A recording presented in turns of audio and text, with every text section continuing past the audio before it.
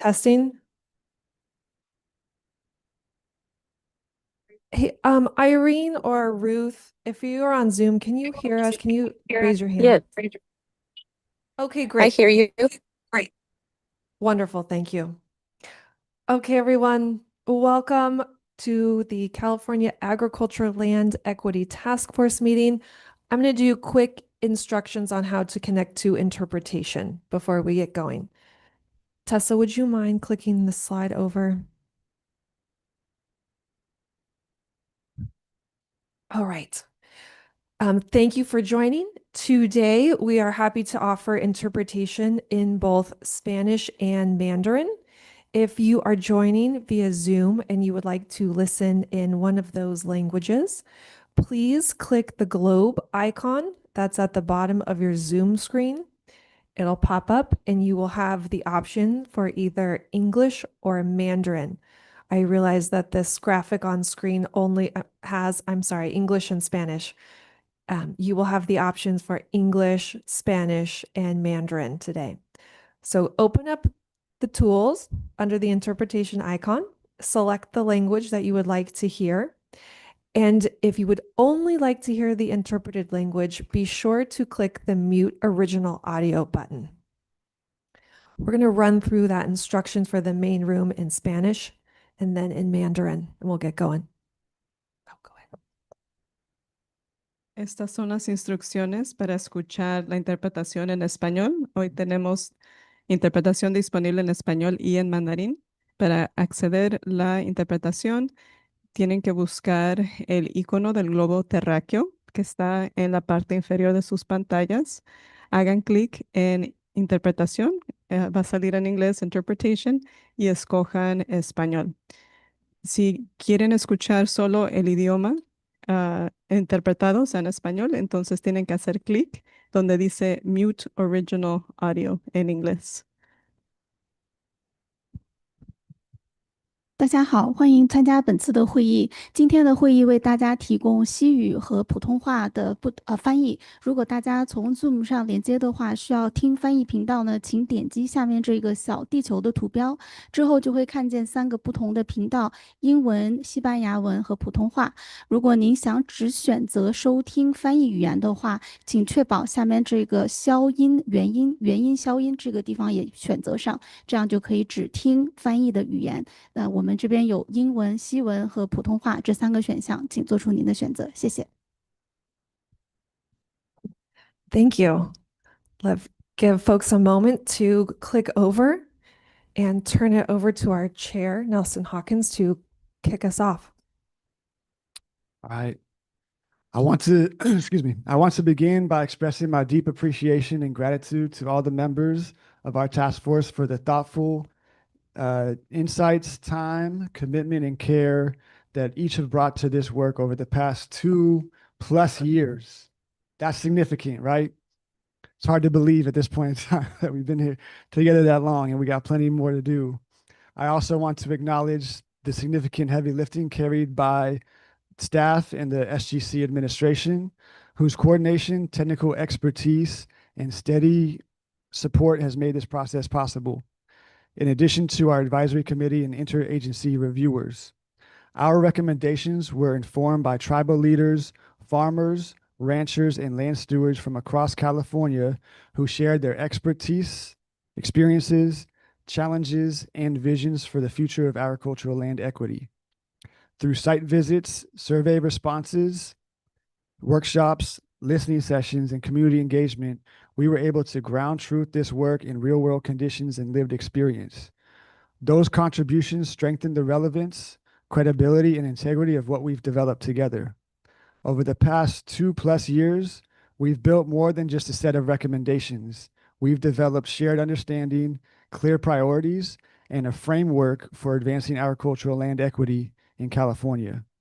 We've worked across perspectives, industries, and cultural difference to identify both barriers and pathways forward. Today marks an important milestone, but it is not an endpoint. This is not the beginning of the work to implement agricultural land equity. It is even more so the moment when our collective work becomes leverage for what comes next. As we move through today's agenda, I invite us to reflect on what we've all accomplished together over this last couple years and to consider how we each see ourselves continuing to advance this work through collaboration and action beyond this task force. And with that, I call this meeting to order, and I'll pass the floor to our vice chair if she'd like to share some opening remarks. No.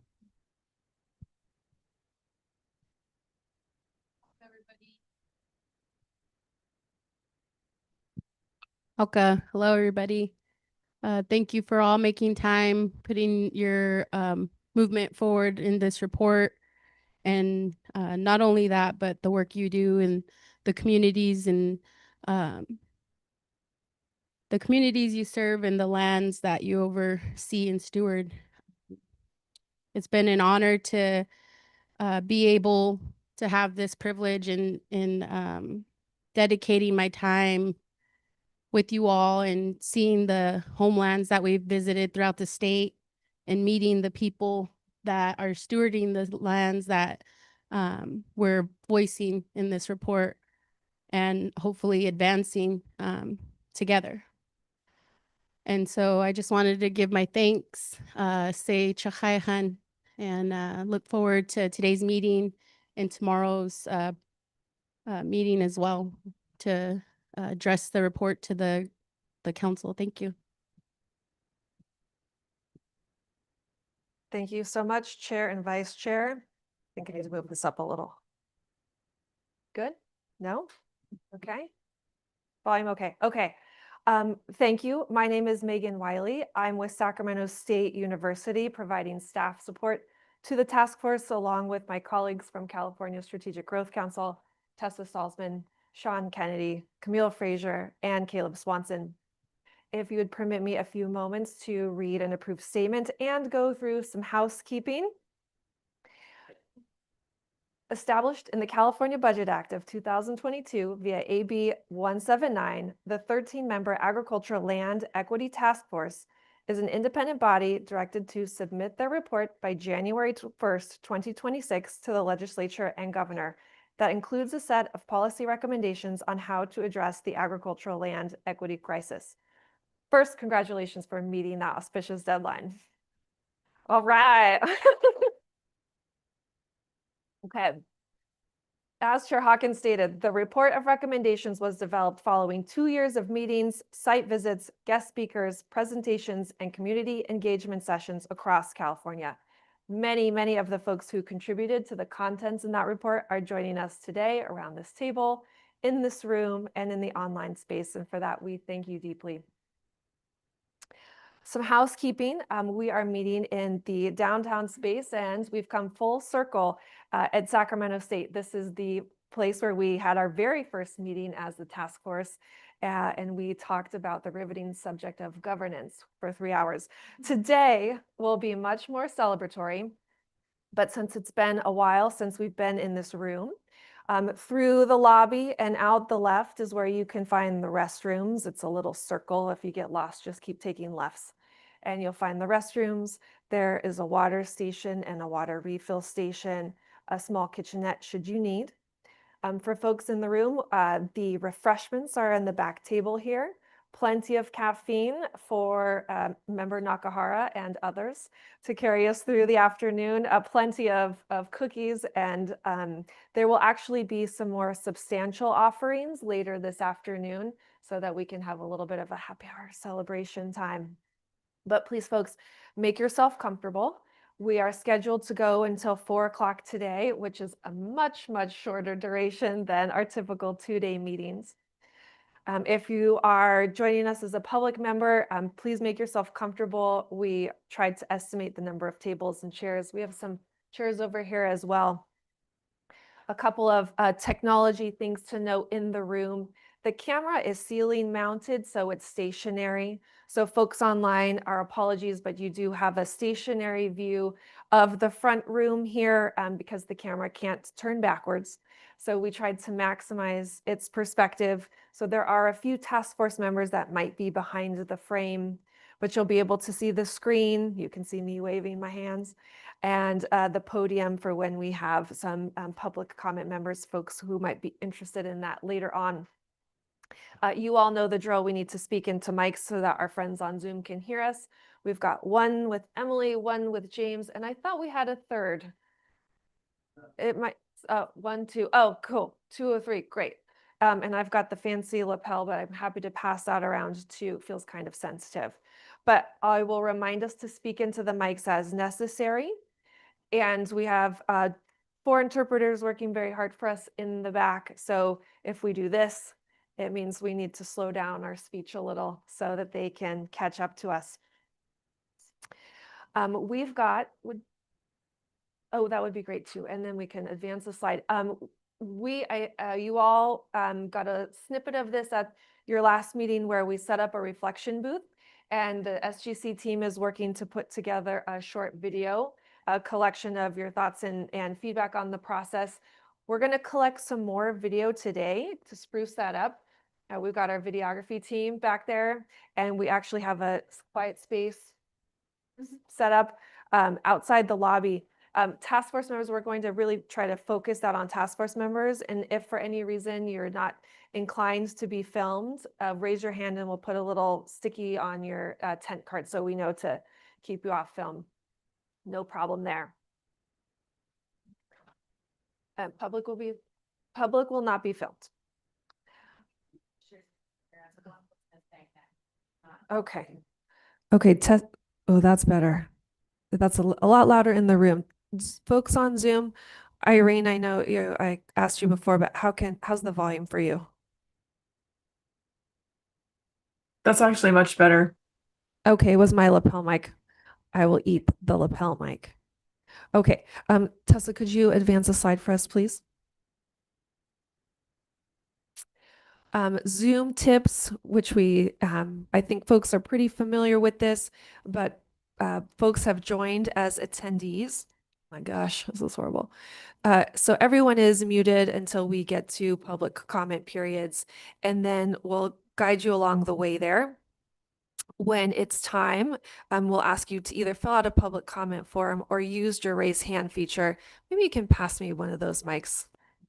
That'd be great. Thank you. Sorry, everyone. Testing. Better? Great. Okay. So Zoom tips, look around for your raised hand feature if later on you might be interested to share a public comment. That helps us know that you're interested to get in the discussion queue. I do importantly want to point out that you'll see chats and a Q&A feature. Please, we should only use those if you have a technical support question. No conversation at all should be had in either the chat or the Q&A. And in fact, we have limited capacity to monitor those. But because this is a public meeting subject to Bagley-Keene Open Meeting Act requirements, all of our discussion needs to happen in the room, so to speak. So please refrain from having dialogue in the chat. It won't be recorded, and I'm happy to remind folks of that as needed. Okay. And public comment process, we have space for public comment at the end of each of our agenda sessions, plus a lot of space for general public comments at the end of our meeting today. To share and let us know you're interested to get in the public comment queue. If you're in person with us, we have public comment forms on the materials table, which is where you walked in. You can fill one out for each item. If you're online, you can complete a form at this website, sgc.ca.gov/meetings-events. And you can fill out a separate form online as well for each item you wish to speak to. And we'll let you know it's coming up, and it's helpful for us if you use your raise hand feature. We will keep a queue, let you know when you're next in line, and we will ask folks to please adhere to a 2-minute timeline to ensure that everyone who wants to speak has a chance to speak, and I'll also help us keep track of time in that way as well. Participation guidelines here. We have always respected diverse perspectives and have worked really hard to establish a space of mutual respect, mutual learning, common conversational courtesy. And so we please request and encourage everyone to continue to adhere to those guidelines, be respectful and courteous of one another, avoiding judgments and editorials. All ideas and points of view have value as always. And staying on point is important. We need to keep the comments to the agenda session that we are currently on until the general public comment period. Last bit here, I did want to point out for task force members on the table, you each have 2 printed copies of your final report for your reference. Super exciting coffee table material. It's beautiful. It's such a nice piece. If you would like more task force members, we can happily support that. We have more copies for you to take home today. We can also send them to you after this meeting if you didn't want to take them with you. There are a few reference copies of the report also on the back table if any members of the public wanted to browse copy. And also if you wanted to request a hard copy to take home, please let us know and we'll be happy to get you a copy as well. There are some other reference materials, printed reference materials for folks in the room, couple copies of the agenda, couple copies of the briefing materials. So just please share those if you like, if you wanted to browse those. Hi, everyone. All of the materials are available online at the Ag Land Equity Task Force website on sgc.ca.gov. Okay, here's our plan. As soon as we get a couple more folks settled in, perfect timing, we'll do a quick roll call and then we'll move to approval of our meeting summaries. There's multiple staff reports, and then a little interactive session where we can spend some time reflecting on the process and sharing next steps, and then space for general comments, and then some cookies and coffee, and I think a mac and cheese bar might be coming later. All right, sound good? Okay, let's do a roll call. I'm going to start across the table with folks in the room. Do we have a mic? Does she have a mic? All right, roll call. Member Chizo. Here. Vice Chair Emily Burgueño. Here. Member Darlene Franco. Here. Member Lawrence Harlan. Here. Member Dorian Payan. Here. Member Nathaniel Brown. Here. Chair Nelson Hawkins. Present.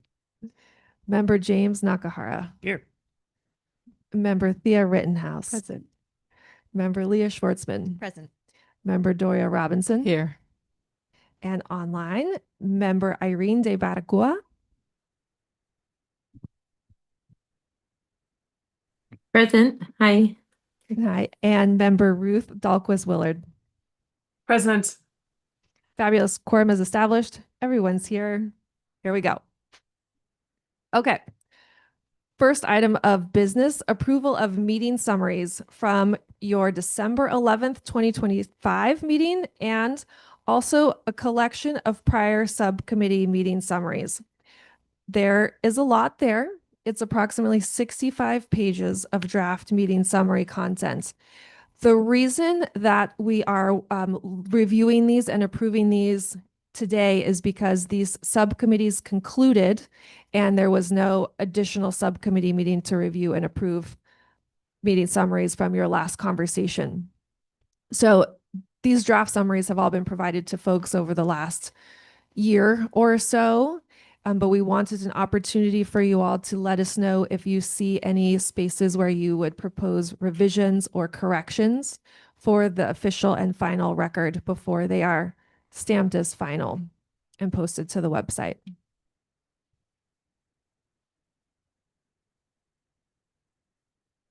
So we'll take a minute. I don't know that anyone's actually looking at the meeting summary text. Do we want to pull the draft meeting summary? We did not print out copies of the draft meeting summaries. I think you're looking at the draft. There is one hard copy. This was provided to folks via online. It's a very daunting piece. Tessa's scrolling through for us on the screen.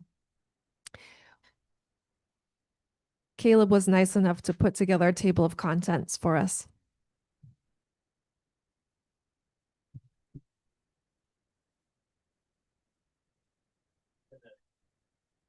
It is in the meeting materials email.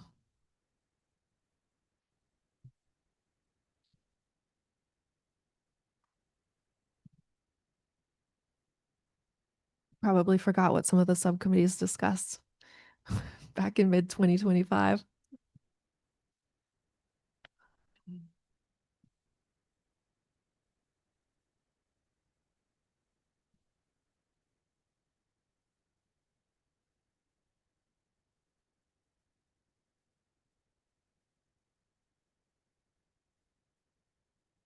Task force members, when you feel comfortable with your review of the draft meeting summaries, if I could ask you to turn your tent card on the vertical as a signal.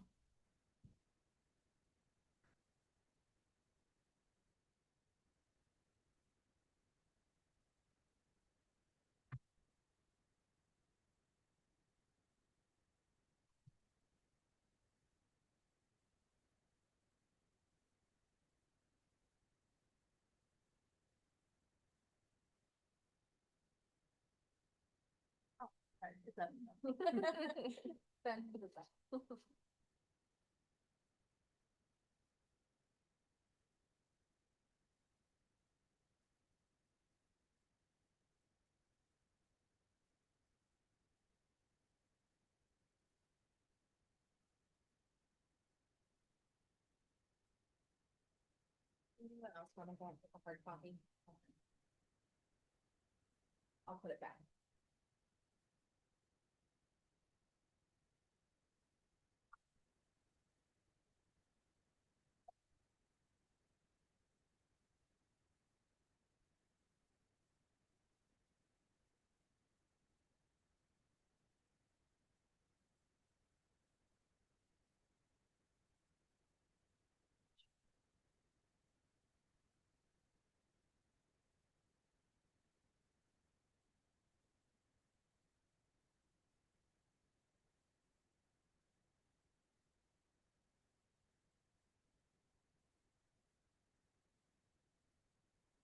Any proposed revisions or edits from task force members?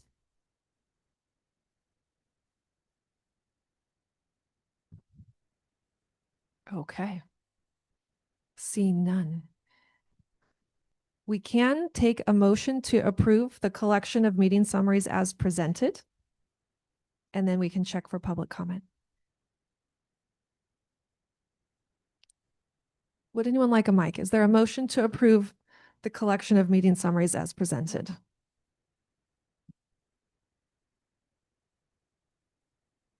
I motion to approve the meeting summaries as presented. Thank you. Is there a second? Seconded by Member Schwartzman. Any public comment on meeting summaries?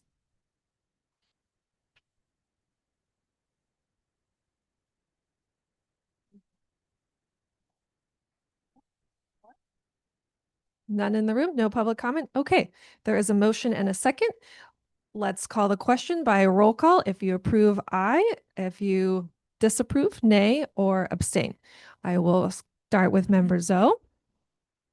Aye. Vice Chair Burgueño. Aye. Member Franco. Aye. Member Harlan. Aye. Member Payan. Aye. Chair Nelson. Aye. Member Brown. Aye. Member Nakahara. Aye. Member Rittenhouse. Aye. Member Schwartzman. Aye. Member Robinson. Aye. Online, Member Dahlquist Willard. Aye. And Member De Baracua. Aye. The motion carries unanimously. The collection of meeting summaries is approved. We will finalize them all and get them posted to your project website in the coming weeks. All right. Staff report time. I'm going to pass the mic to Camille. Thank you. It's so nice to be here with you all, celebrating the work that you've achieved. There are a few things to share in the staff report, so excited to talk through those with you today. If you will please move forward one slide, Tessa. The very first thing that we wanted to check in with you all is the outreach materials and plans for report distribution. So you have in front of you, as Megan said, the printed copies of your full report.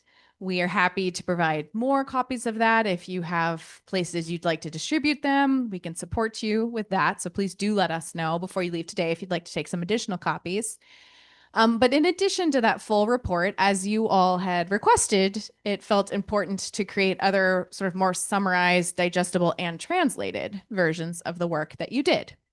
So since the December meeting, when you approved your report, staff have generated a draft report summary, which is in front of you, and it's also in the briefing packet that is available to the public to review, and was sent to you in advance of this meeting. So we were hoping today, what you have in front of you is a summary that is currently they're in English, and we would have them translated. I'd like to ask you all a question about that in just a moment. But you have this, did it end up being 5 pages, everyone? About 5-page summary of your full report. And then there are like 2-page summaries that are kind of tailored to specific issue areas or specific perspectives.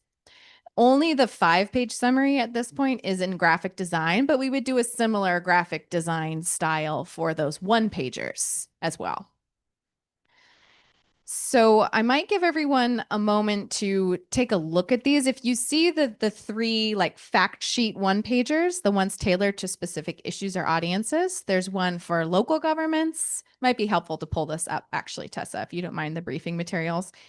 There's one for local governments, there's one for technical assistance, and then there's one for funding opportunities. So these are staff's attempt at using the words that you had already all approved in your report, but making them a bit more concise, a bit more digestible for particular perspectives or audiences as you all had requested in your December meeting.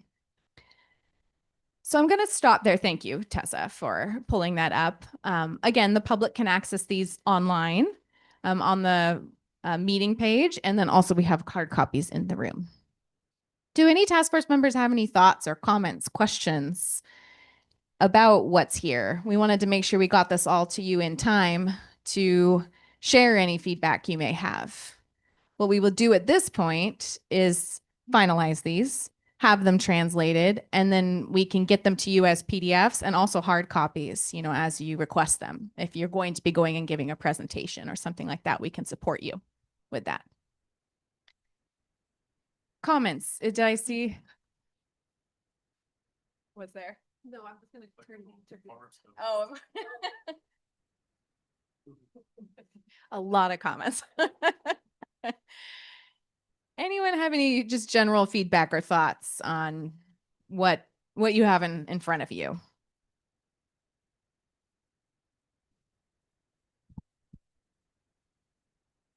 I'll make a comment and it's in reference to my prior comments about the icon uses. And specifically the basket one. I requested to use an acorn for that, but I don't think it was ever shifted. I apologize, Emily. That is, I misunderstood. I thought that you had said you liked the basket. No, apologize. I do. I like the idea, but baskets are really regional, and we can't just use an umbrella design without any meaning. So if we were to use a basket design, we would need to use a regional one and have permission. So that's why I recommended the acorn, because it's really significant to California tribal nations throughout the state, just like the baskets are. Thank you for that comment, Emily, and I apologize for that misunderstanding. Thank you for the correction. That can also be reflected in the actual report too. I don't know, since you guys already approved it, it can be shifted or not.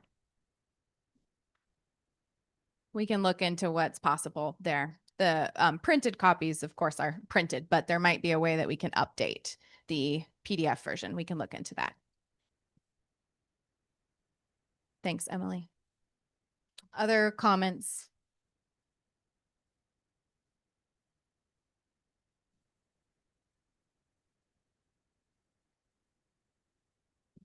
James.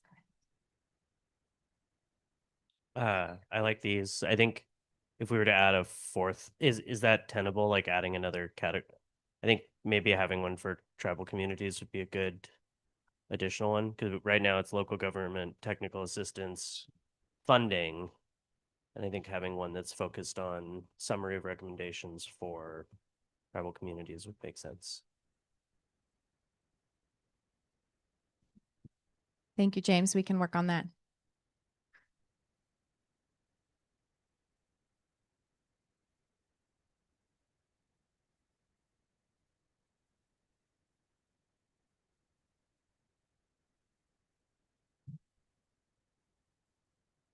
I really like all the colors, the uses. Thanks, Emily. Yeah, our graphic designer at Governor's Office Land Use and Climate Innovation who helped us with this did a very nice job. Thank you. We'll pass that along. Pass that along to her. Go ahead. I don't think you're on and on. Okay, hi.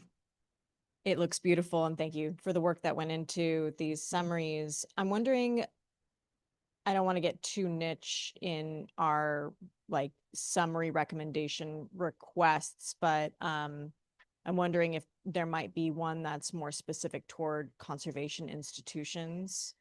We're being asked to kind of be in front of that audience quite a bit, and it would be helpful to me personally. Thank you, Leah. A quick follow-up question. So conservation institutions, can you just say a bit more about what that means to you? Is that Land public agency? trusts Okay, land trust or like organization. open space organizations. Right. Yeah. Okay. Yeah, non You don't mean like state agencies, or you do mean that? conservation institute. Yeah. Land Broadly. trusts.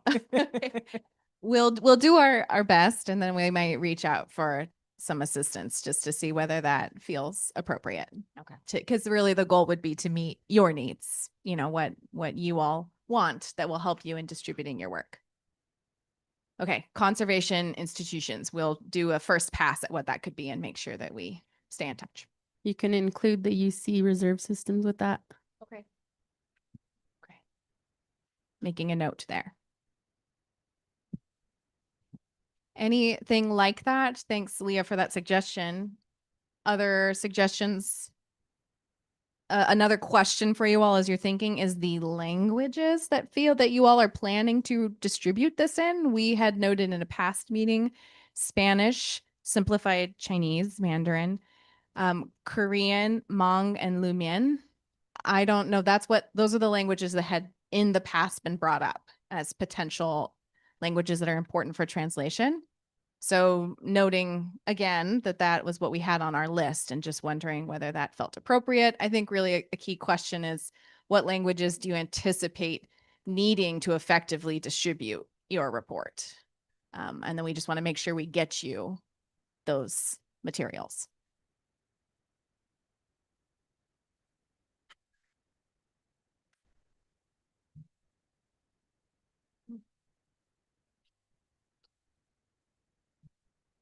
Is it possible to add Punjabi as well? So repeating just in case it was quiet, adding Punjabi. And so yes, we can add that. Okay, I'm not seeing any other thoughts, comments, suggestions. We're hoping to turn this around as quickly as we can for you all so that you can take these into the world. And as I said, we can also support you in printing requests. We'll probably print a pretty big batch. It's, of course, cheaper when you print so many copies, and then we can get them to you all as you anticipate needing them. So if you all have already some needs, let us know today. That might actually help a lot just in terms of planning. And then we'll mail you copies. Make sure you have those. Okay, I think we can move on. Sorry. Camille, can we make sure that a hard copy, I believe that it's already been discussed, but just getting a hard copy to every host site and that, that hosted the task force, make sure they have one or two. Thanks, Emily. Do you mean a hard copy of the full report or of the summary? What feels more appropriate? Maybe checking with them. I don't Checking with know. them, okay. I'm not sure what they'll need, Okay. but just offering it at least, right? I'm sure some of them may not want that copy. They may issue it to their local government. Thank you, Emily. That's a great suggestion. We have passed it to by email, but not by hard copy. So I will make sure to do that. Noting that Ruth had a correction. So thank you, Ruth, in terms of the way that language is listed here. Appreciate that correction. We'll make sure to do that the right way.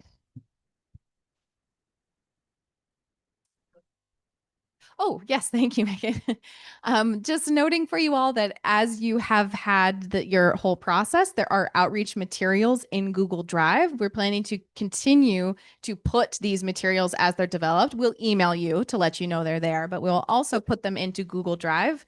You'll see in there we'll get your report. We also had a request to actually make PDFs of each report section separately in case you are going somewhere where the most important section is section 2 or whatever it is. So you'll see a variety of materials in there that we'll continue to develop, and please do ask us if there are other things that you're hoping to see. There's a draft PowerPoint template in there that is really just for you all to use and adapt for your use. Okay, please, next slide. Can Thank I you. ask a quick question in terms of the materials? So they're going to be available on the Google Drive, and you're going to send them out, petition to us and then also to host sites. But then how long will this service be available? Will we once we get these copies, will we then be able to just access the Google Drive on our own? Or how long will that Google Drive be available? That's a good question, Thea. And I do not have an answer at this point to how long the Google Drive will be hosted and available. What I can say is that were anything to change, we would make sure you are all updated well in advance so that you can download those documents, have them. I do recommend, though, just that it is not a bad idea to, if you know you're going to be using these things, just, bring them onto your own device. But at this point, we do not have a sunset date for that Google Drive.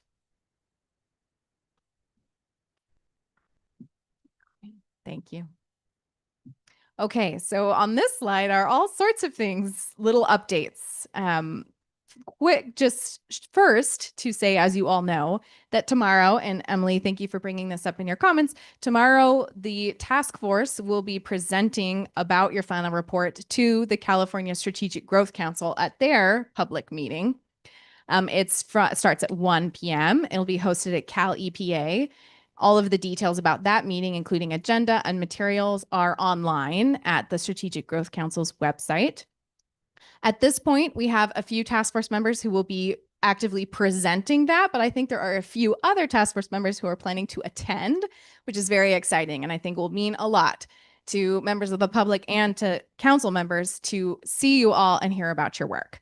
So at this point, I will be giving a little kind of quick off introduction. Nelson, Emily, Leah, and James will all be presenting those slides. So wanted the whole task force to know the plan. Please do come and join us if you can for that meeting. And if anyone has any questions, of course, reach out to staff and we can assist. After the presentation, that's when there will be the action item that the council is considering that thanks all of you for the work that you have achieved. And now that you have finished your report, it concludes and withdraws your appointments. That's the legal language. So after tomorrow's meeting, you will no longer be task force members, and Bagley Keene will not be a thing hanging over you in your lives.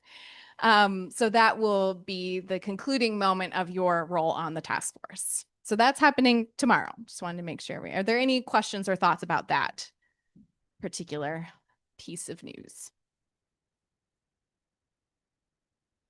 All right, moving along. So after you are no longer task force members, there are, of course, going to be things that come our way to staff, like requests for presentations or things like that we will want to pass to all of you.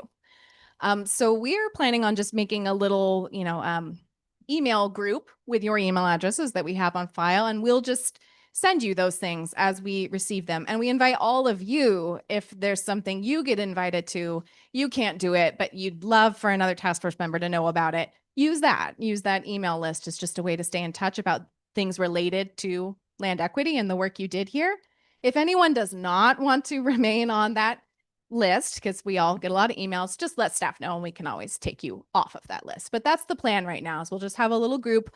Your email addresses will be there. You all can email each other after Bagley Keene is no longer a challenge for you. And you can pass along opportunities, news, anything that feels appropriate.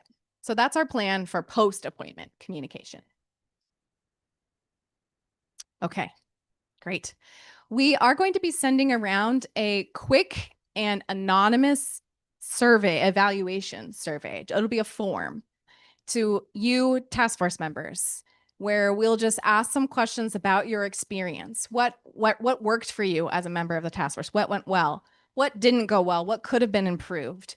And we're asking this because as part of our team's effort to learn from you all and to guide any future kind of body like this, we're creating a kind of general learnings document. We will not use any particular, well, first of all, no identifiable information, but second of all, we're looking just for more general feedback from you all that can inform the kinds of insights and learnings that we're hoping to put together. Bodies like this are an important way that the state does its work, but I think, as I think you would all agree, there are always ways to make it better. So we think this is a really valuable opportunity to get your thoughts and make sure that we can reflect those. So we will be sending that around. It probably next week is when we're aiming to send that. And that just is going to you as task force members. So that's the plan. That's what evaluation there means. All right. I'm pausing for questions, but seeing none. So I'll keep moving right along. Okay. A quick update on the climate bond, Prop 4. So as you all know, there was language in the climate bond that was passed by voters for a new program that would make available up to $30 million to the Department of Conservation for a program, I'm looking for the language here, to improve land access and tenure for socially disadvantaged farmers or ranchers, tribal producers, and beginning farmers or ranchers. That's the language in Prop 4. A quick update that some of you might already know about: the governor's proposed budget, not final budget. This is like the very first step in finalizing a budget, is the proposal that is now public. It includes just under $5 million for the Department of Conservation to begin the process of that program. So that we're looking at this next fiscal year that would start July 1. So we wanted to make sure everyone was aware of that and update you all. This is the language that used in consultation with the task force. That's why we're bringing this to you all, if that rings a bell. So if that allocation remains in the budget, we're anticipating working with Department of Conservation to explore what it would mean to implement that. At this point, again, budget is proposed. You just follow the budget process from here to see whether that allocation remains. But wanted to make sure everyone had an update. Are there any questions about that? James, go ahead. So would that maybe mean that there could be some reconstituted task force down the road of some, not necessarily us, just like a body that has that name? That's what we would be exploring, is what does consultation mean? And if that were the case, then we would just take the process from there to see what it meant. Yes, that is a possibility. Yeah. But it also could get cut from the budget. It could, who knows? Yeah. Okay. Exactly. Thanks, James.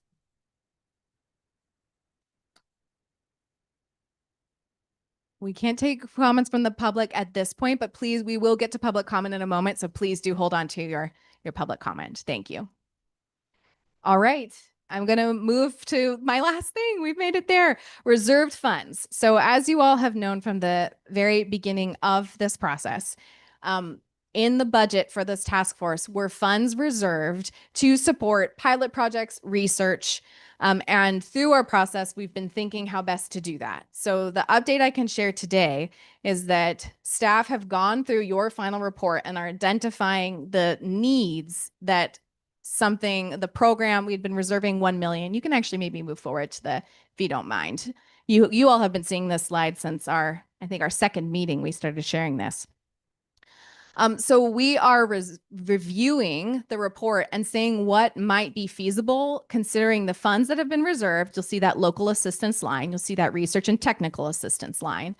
And then just considering things like administrative timelines, any restrictions on fund use, a lot of very complicated factors in terms of administering those dollars.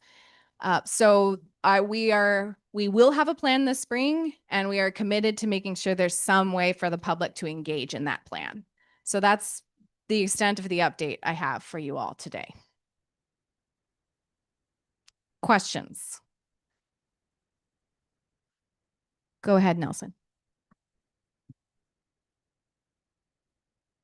Thank you for sharing that. When you say there's going to be a plan for this, could you elaborate on like who's the decision makers in that plan?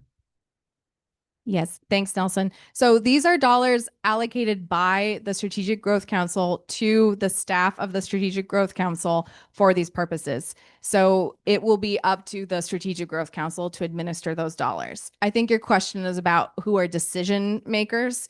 That I don't have an answer to exactly, but it would be coming from within staff.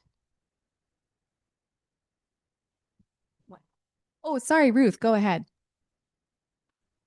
Yeah, thanks. I had a similar question. I appreciate the mention of the public process and input.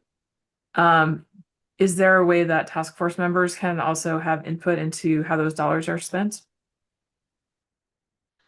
We can consider there won't be task force members anymore at the point that you won't be task force members. You'll be members of the general public. But what I can say, Ruth, is we will make sure that you all are aware of whatever kind of public process we are able to generate so that you do have the ability to participate in that.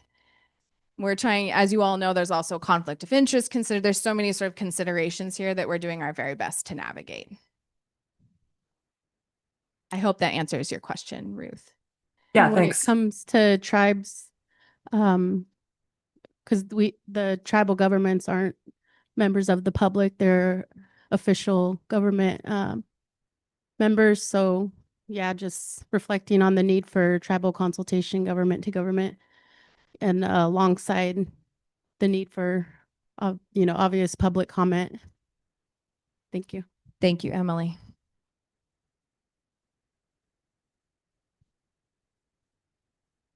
I believe that concludes my, there's just one last slide in the staff report, which is an invitation for task force members to share announcements. You know, you all are doing a lot of really fantastic work, and this is a space if anyone does have something you'd like to share that's related to the work you've done together.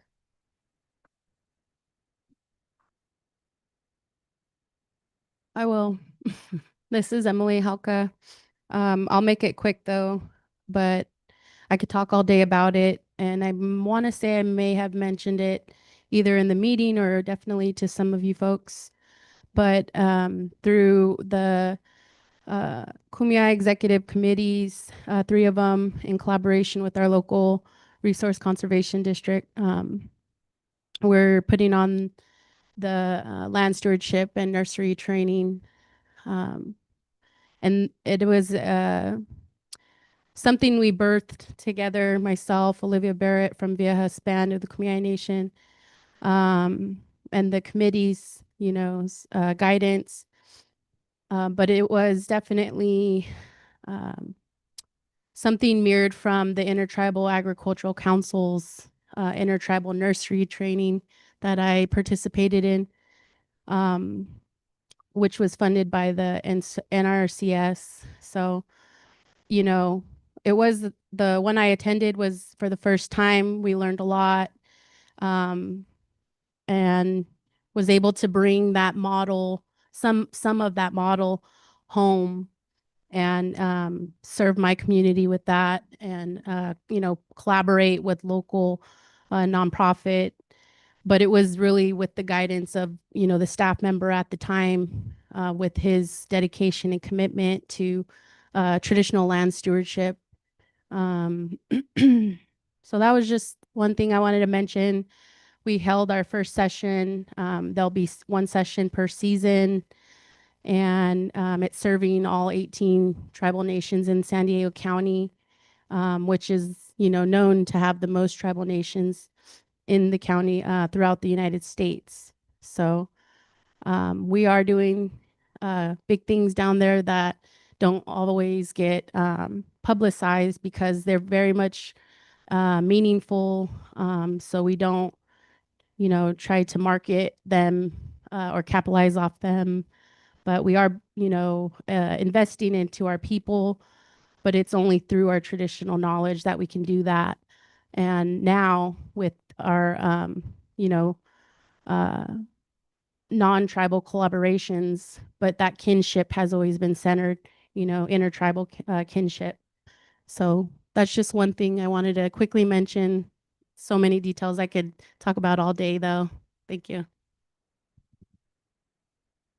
Thank you, Emily. That's really inspiring. Are there other task force members who would like to share any announcements? Irene, go ahead.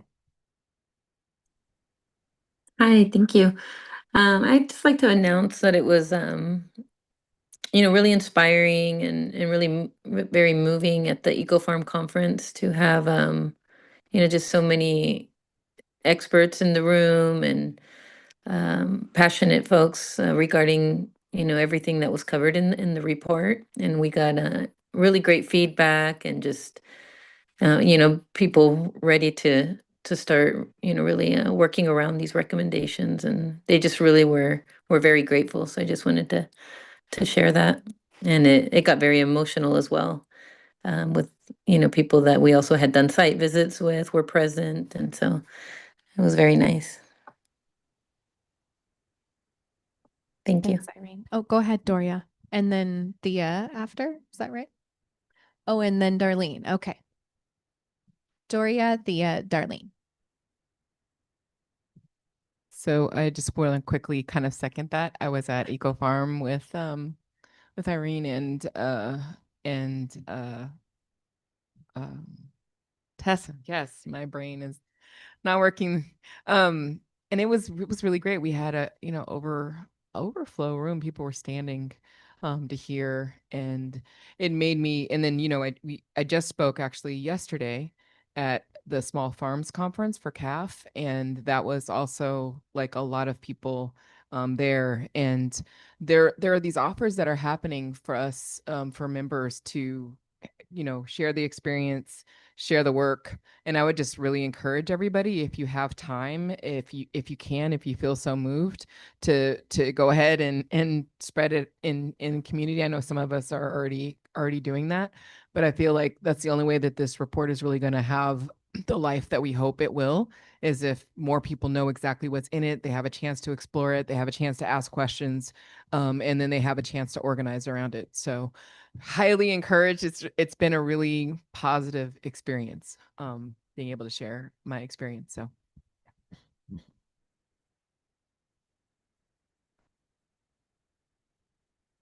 Well, just along the lines of announcements and updates related to Prop 4, the release of this report is very timely, particularly with our goals related to our tribal goals, and then also urban agriculture. So additional funding from that climate bond has been allocated to the Department of Food and Agriculture to stand up some new grant programs, the Tribal Food Sovereignty Grant Program, as well as some additional funding for programs that will have another round of funding, the urban agriculture program. Some of these are going to speak directly to our recommendations, or this is going to be a great guide for when we start to have those discussions. And a reminder too that within our task force we did create a liaison to the CDFA BIPOC Producer Advisory Committee. That's Chi. Emily Borghino also serves on the committee as well. So our conversations about the task force and this final report will continue within those contexts as well. So encourage you to all attend those if you'd like.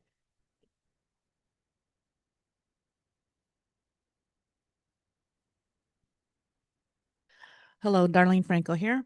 I just wanted to say thank you for this experience. I was I came on kind of late, a couple of meetings I missed, but the overall experience has been wonderful. Getting to know excuse me, so many powerful people that are doing great things throughout the state has probably been the best thing. All of you in this room, and then all the people that we were able to visit and see what they're doing. So just gaining the knowledge, getting to know people in their respective areas has really helped our farm to increase the work that we're doing with increasing our composting and our seed saving and continuing with just taking care of the land, being a good land steward, removing invasive species and putting in native California plants, and just the knowledge that our staff and our community has received from being inspired, I think has been really good. I'd also like to say I'm very proud of the work that Emily and the other young Native people that I've seen throughout the state. They also were at the Eco Farm, some of our young Native women that are bringing so much knowledge to their communities and through other people throughout the state has been really inspiring. So I think my participation in this has been really good for me and for our community. I thank all of you for your good words, especially when it comes around to supporting Native causes and what we're trying to do. For so often, we felt like we've been unheard, and especially coming from a non-federally recognized tribe. But all of you have embraced who we are and where we come from. And so I really thank all of you for your work.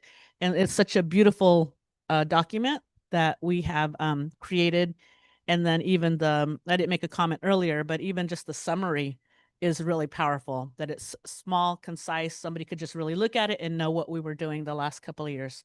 So thank you, especially to the staff that's put it all together for us. I know we have a lot of words, a lot of meetings, and you guys were able to bring it all together. So thank you.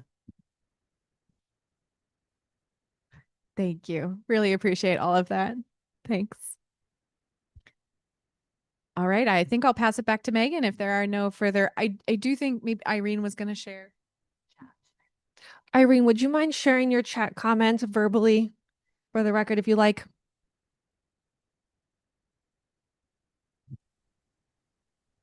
Sure. Just wanted to mention also that there have been some conversations. I think it's great news with an assembly member who's authoring a bill, and right now it's been submitted, introduced as a spot bill, and it's there was a big interest around recommendation 3.2A. So just wasn't sure if this would be a place to mention that right now. It's a Thank perfect you. place to mention it. Thank you, Irene. Okay, let's please see if there is any public comment specific to the staff report. So the items that Camille touched on: outreach and report distribution, task force evaluation, climate bond, reserved funds. If you would like to make a comment, we'll invite you up to the podium here. You have to speak into a mic and the camera is stationary. So come on up and we'll ask folks to keep their comments specific to the staff report to 2 minutes. You got one. Okay. And we'll check for folks online too after this in the room comment. If you like, you can share your name and affiliations, optional. Sure. So my name is Zion Tadessa, the owner of Queen Sheba Restaurant, as well as the founder of Sheba Farms. So the question, I looked at what you guys, the pounding, all the reports. What really gave me a little bit heartache is when I saw there is only 0.3% of Black farm owners, like actually 0.3%, not even 1%, whereas 82% of it is white owned, which is from that is only 4% of family from that 82% of the land that is owned by white family, which is only 4%. So what is it? I mean, that is a little bit of heartache for me, because as a woman, as a Black woman, as African, I know Black people came here for agriculture and they worked on the land, but they don't own the land. That's what I see. So what are you going to do about it? Like, what is the policy that needs to be written to change that 0.3% to 1%, 5%, 10%, eventually 20%? If that is what is the whole point of the task force, or I'm not, I mean, I'm only speaking for, from, my experience. I'm not saying not everybody should not get anything, but from what we saw that, what is the solution? What is the policy to bring the fund for us to own land, for us to own the equipments, for us to actually farm and sell to our community and beyond? Thank you.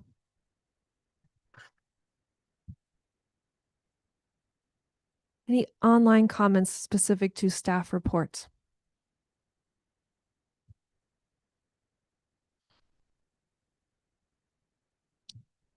Okay, no raised hands.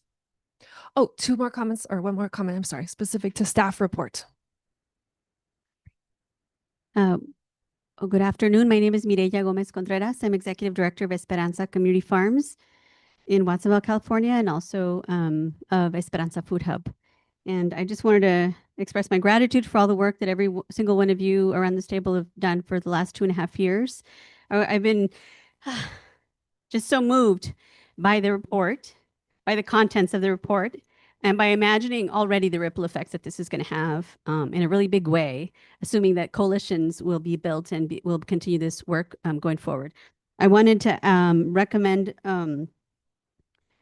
or ask you to consider the opportunity of publicizing a video report in either in some of the Oaxacan indigenous languages, Zapoteco, Triqui, or Mixteco. They're not oftentimes written languages, but as storytellers and people who are much more relational, if even a summary could be video recorded and put online, I think that would plant a really big seed for then folks to follow up and look for more information on the report on their own.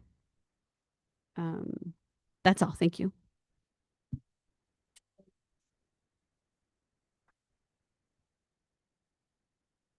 Okay. Next up. Reflections and next steps. Okay. Quick question for folks.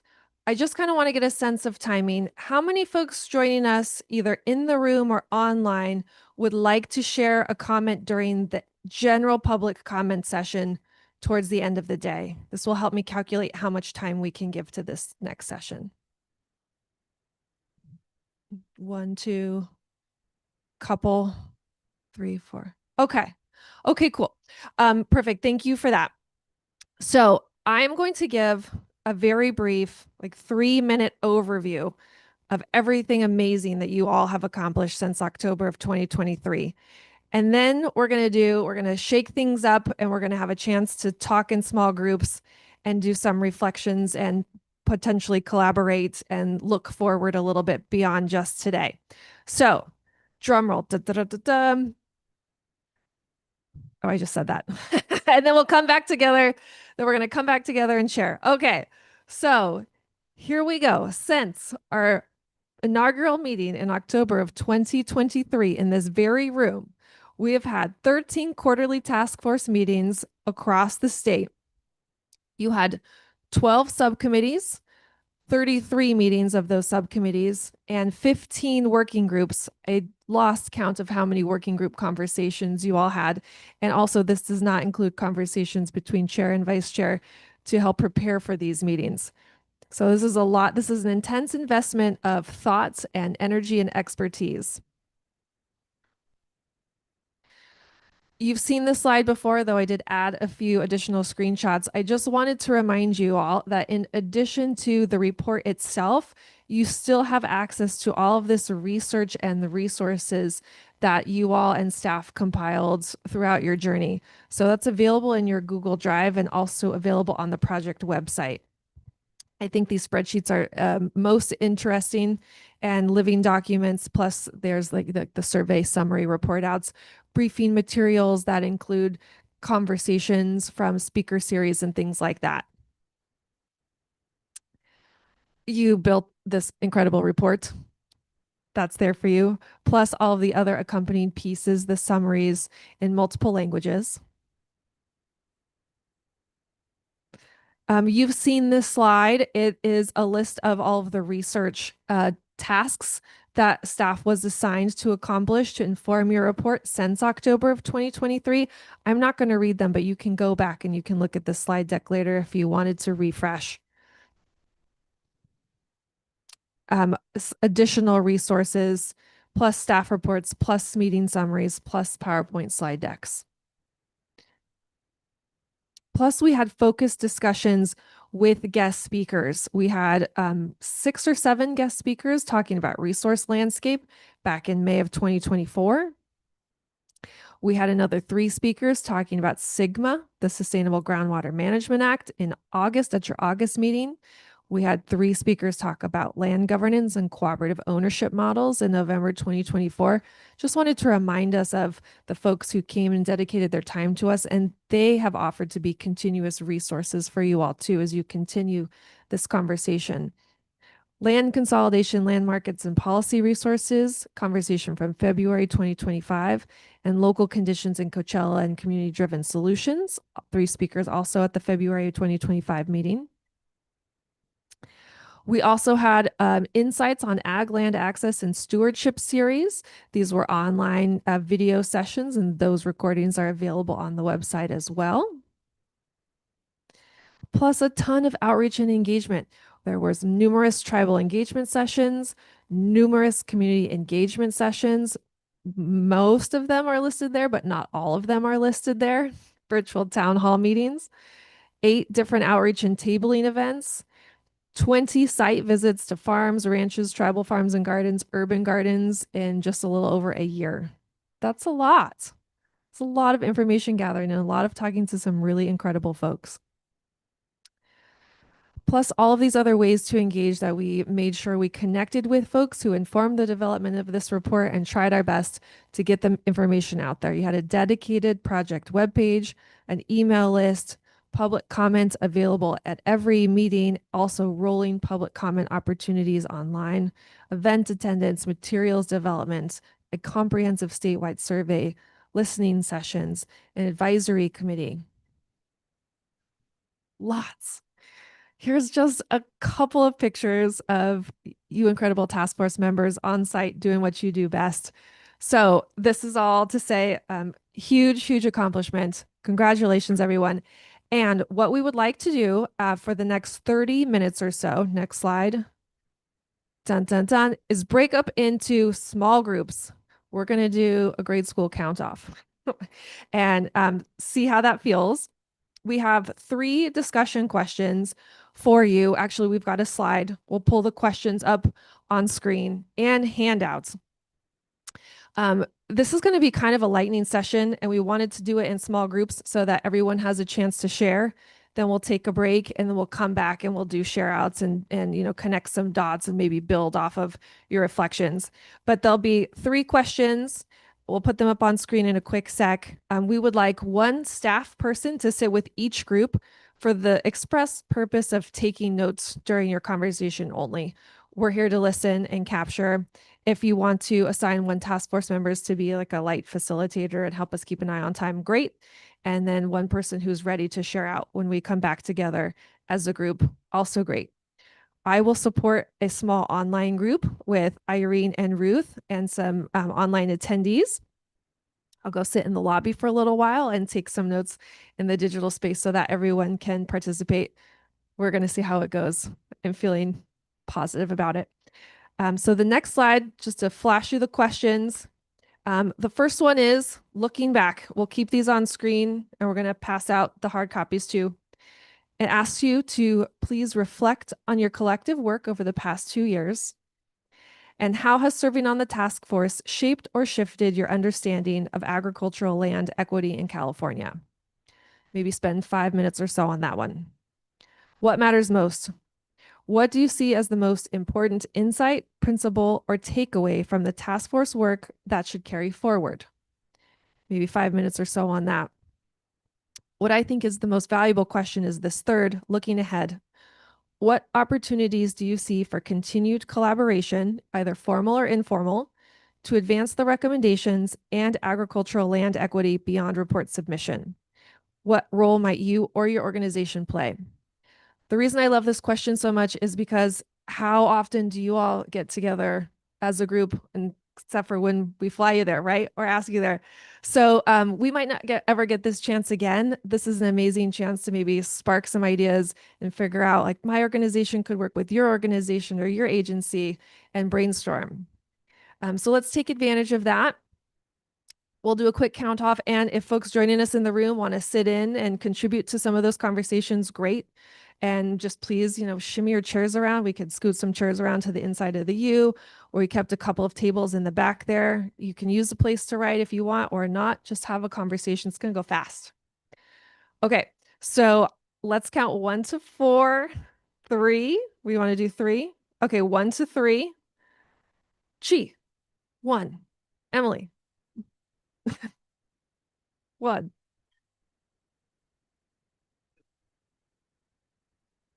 Awesome. Okay. And let's see who is supporting group 1. We did write this down. Tessa. Group 1s will be with Tessa. Camille's will be Camille's. Group 2 will be with Camille. All the Camille's go with Camille. Group 2 is Camille. Group 3 is Caleb. And I am going to go take the laptop into a quiet space and I'll be with folks online. Give me about 30 seconds or so. We are going to go to 2:45 maximum. Please, coffee, lemon bars in the back.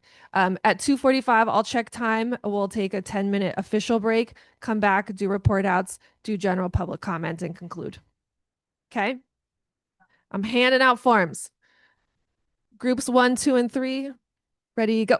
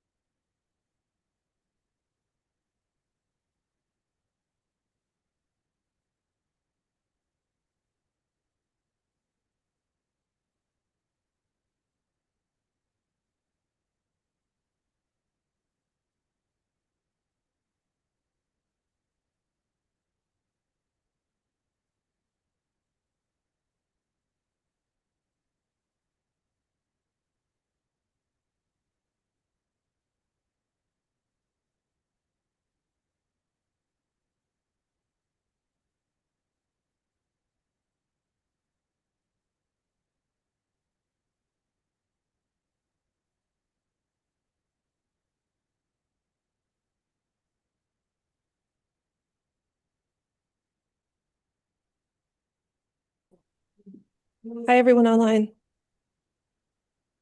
Sean and I are moving to a quiet location.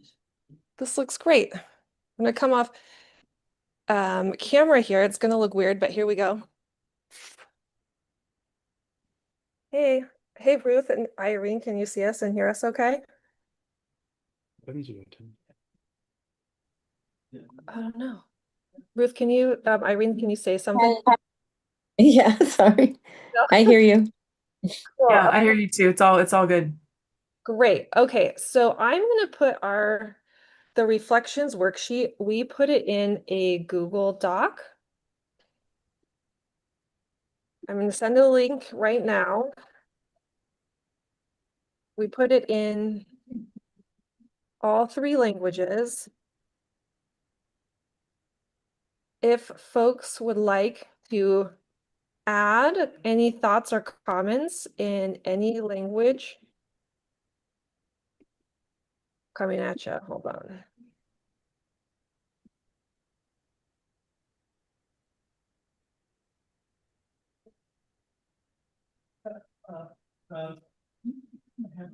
Okay. In the chat, links to English, Mandarin, and Spanish versions of the worksheet. This is a very unflattering angle, but what are you going to do? Okay, so this is a little bit interesting. Sean has the host computer. If folks are joining us as an attendee and you wanted to engage in the conversation and talk with task force member Irene or Ruth or add some thoughts, just raise your hand and we'll bring you over into the main room and unmute you and let you know. But for the moment, I am in the English version of the reflection worksheet on Google Drive, and I'm going to take some notes. So Irene and Ruth, you have the questions in front of you too on screen, or you can join us in the worksheet. And how's it going? What do you think? Where do you want to start? Question 1, 2, or 3?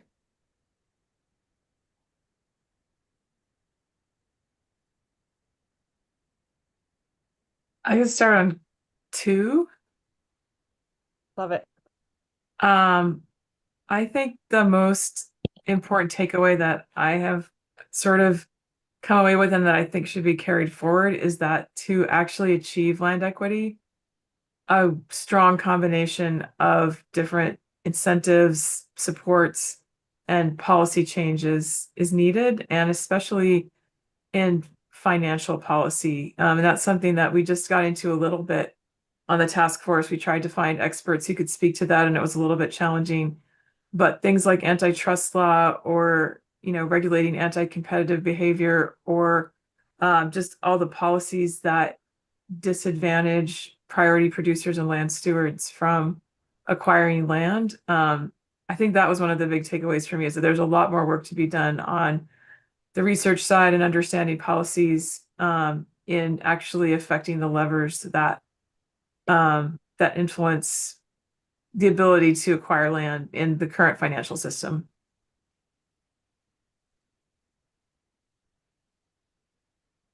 Love it. How about you, Irene?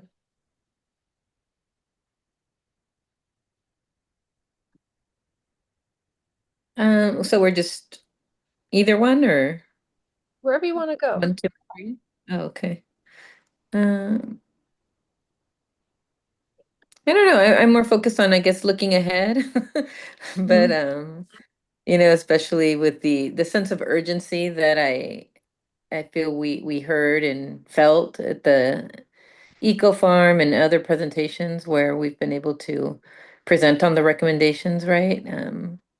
It's just okay, how can we work now fast enough to start like building these coalitions around the different recommendations where people have this expertise and experience and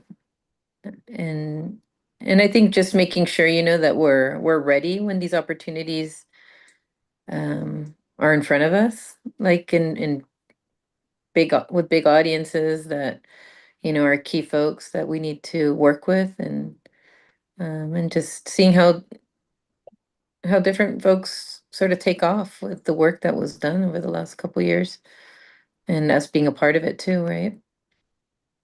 Can you say more about building coalitions? What's your vision for that? Yeah, definitely. I think it was brought up at the Eco Farm by a couple folks. Uh, just thinking of different ways we could do that is making sure, I mean, in hindsight, I felt like it would have been nice to have like a list of the recommendations and people sign on to what they would like to really focus on or what they already work around, right? It could be more than one of the recommendations, but really just getting people's names, their contact information and start organizing around that. Maybe I'm hoping, with the work on this potential bill, like starting by building one coalition and getting a grant to fund it. And that coalition would work around these model ordinances of first opportunity to purchase. So as an example, right?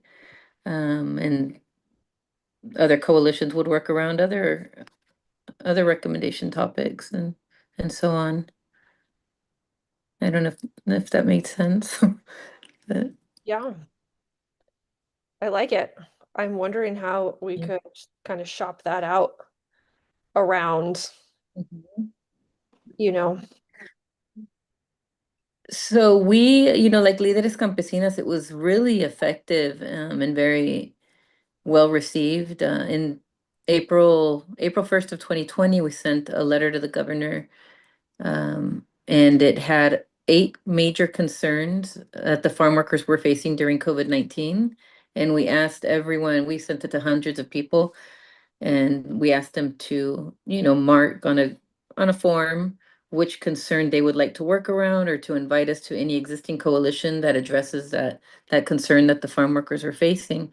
And it was very effective, and we ended up being a part of so many coalitions, right? And really being on the front lines in so many ways with partners and allies. So that's an example, just sending a letter out, and to all the contacts that we've already worked with, and where do they want to focus on. Oh. We use that approach as a model.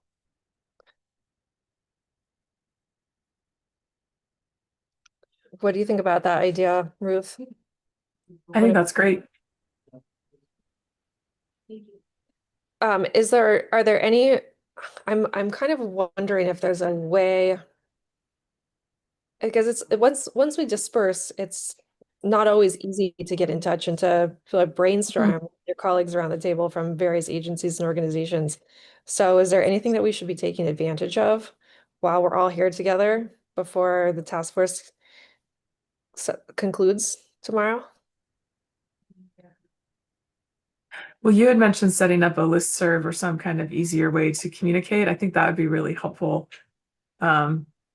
In terms of while people are at this meeting, are you talking about like what should we figure out right now? Yes. I mean, I would think it would be interesting to go through some of the recommendations and actually identify what groups maybe want to lead a coalition on that recommendation, or who would be interested in helping convene discussions or working with each other. Like, I don't think every organization wants to work on every recommendation. So I wonder if there's a way of looking at key recommendations and then just listing what nonprofit groups, what university groups, what public agencies are interested in moving that forward, and then following up from there. Like, to Irene's point of building coalitions, like what coalitions can form around each topic? Yeah. Well, right, because I mean, FarmLink is more poised to work on like the financial Right. things, for example. Cool. We can put that question forward to the group when we come back as a whole. I like it.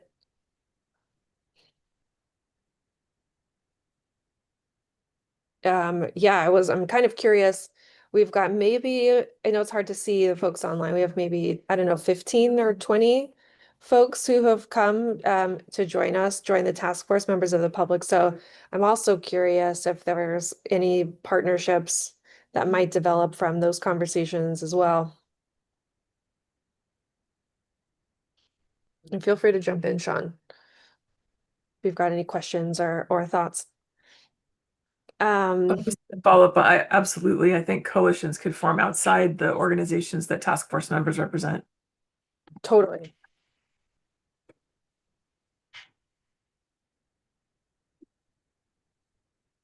One of the public comments from just a little while ago was the suggestion of developing a informational video as like an outreach material or something to kind of spread the word. Do you think that like pieces like that are useful?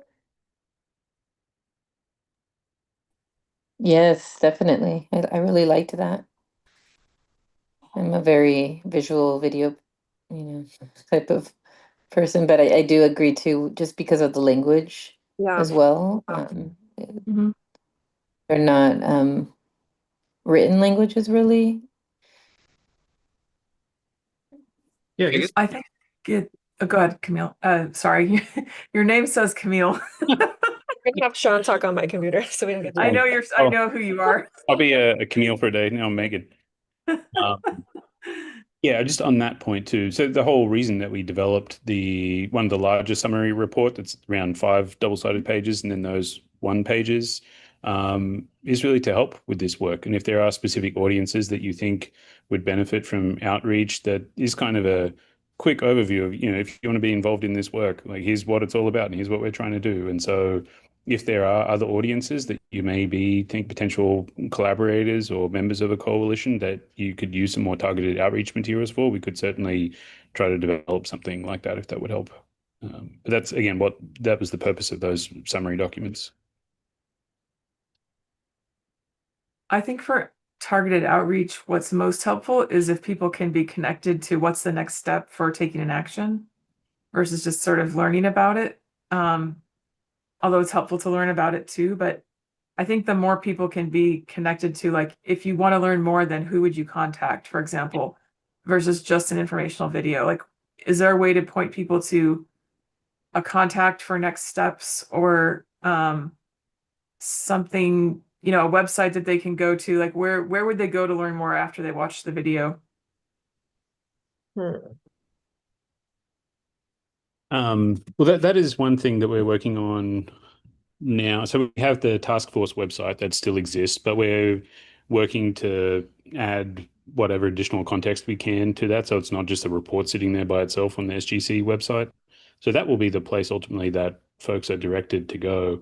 I think what we lack maybe, and it's also unfortunately an area that SGC can't really help with, but is on some of the specifics of implementation that you were saying, those next steps. And so I don't know, I'm just thinking through how we can, if at all, use that SGC website to at least be a starting point for that. But I would think that some of that work would need to be, as you're saying, is sort of the formation of that coalition. And it's that coalition that's then starting to flesh out what those implementation strategies are. But then the outreach materials could be directing folks to that work too. So what if just brainstorming, what if there was a list of recommendations and then maybe a lead contact for each recommendation? Or what if you had like a strategic growth council generic email for like land equity implementation, and then people could email that and then get connected to whoever's the lead on implementation of the recommendations, or who, like, obviously CAF is very engaged in this whole process and was involved in getting the funding and helping that go through. I don't know if somebody at CAF is interested in that, but maybe there's some contact that would know, like, if someone reaches out and they say, I want to get involved in, land trusts or zoning regulations, or, something about the report they want to follow up on and they want to know how to get involved, like, how would they do that? Is there any way you can think of that could facilitate them getting to the right person? Because otherwise outreach is just kind of informational. I think the thing that we could do, if we were to try to do something today, really, it is go back to the larger group, as you said before, and who wants to at least volunteer to be that first point of contact for specific recommendation areas. And that's something we could post on the website. I keep coming back to this challenge that we have because, as I've said before, SGC is within the governor's office and the recommendations to the governor, so we can't sort of get out ahead of what they might be wanting to do. But certainly something like that's just a record of this meeting that was, these are the folks that have volunteered to serve as points of contact for particular recommendation areas. And we could post that. So I think that would be great. If people are willing to do that, then at least it gives, after we're no longer task force members, we can still serve as a conduit of, if people are interested in recommendation 4.2, then do they contact FarmLink? Do they contact CAF? Do they contact the RCDs? I don't know, like that would at least help, I think. And then maybe that could occur at the end of a video with a QR code or something. Okay. I like it. Hold on, let me write that down. Yeah, and just on that note too, I know we've been just kind of trying to put out feelers in that sense too, especially after the eco farm, because a couple people, there's like a COP group with some folks in the Central Coast, with Shakira and Melanie Wong and others, Elias, who they created the dashboard just to make these conversations sort of flow easier. So different folks like that, but still it hasn't really been pinpointed like who's going to do the actual work. And like I know Nathaniel of Rodale Institute has been very passionate around it. So it's like they're organizing little lunches or groups to just kind of see how this could work. So I think it's just important to, it would be great, like if even if it could be a staff from Strategic Growth Council or Megan. I don't know how all of that works, or if a grant can be made, or how long the Strategic Growth Council can work on this or whatnot. But if someone official could be that person. I know Evan of CAF mentioned the interest of, also seeing like how can we build around these recommendations, and he's great, and he's with CAF. In terms of communications too, he was really interested in the comms materials. But, yeah.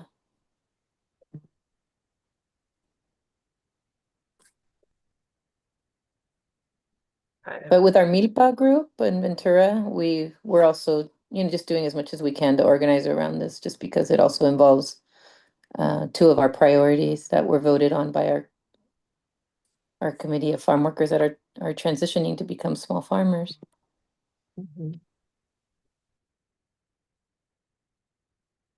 Okay. Good stuff. So, quick recap.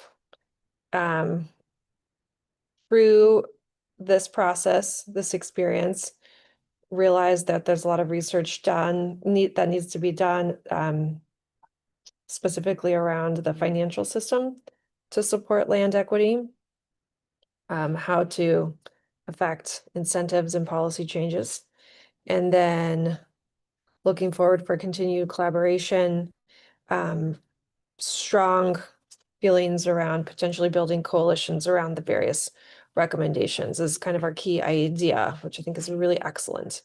Building out the contact list first, floating the question to task force members to see if task force members might feel like they're the appropriate point of contact or potentially champion for one or more recommendations.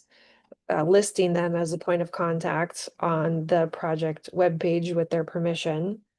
And then maybe eventually we could use the Lideros Campesinas model to circulate like a survey or a letter to other organizations that we've historically worked with, or new ones that might want to be plugged in to see if they are interested to form some type of a coalition or a group, a topic group that's really organized around the different sections or the different recommendations individually.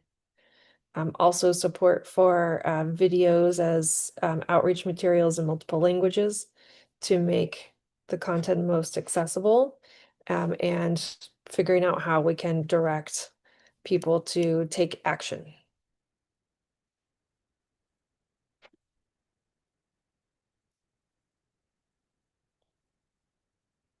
Did that recap spark any other thoughts?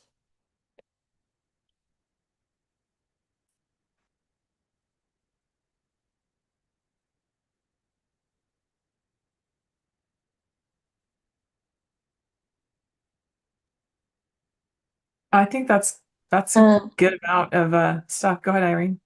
It's good stuff. Yeah, something I really liked that came up too. There was a couple like funders in the room, in at Eco Farm that we know, and anyways, they had great ideas. Some of the people there, but they were also just saying like, how can we work outside of all of this and find some funding, a funder, right? A private funder to really fund this work too. So Were they looking at anything in particular to advance?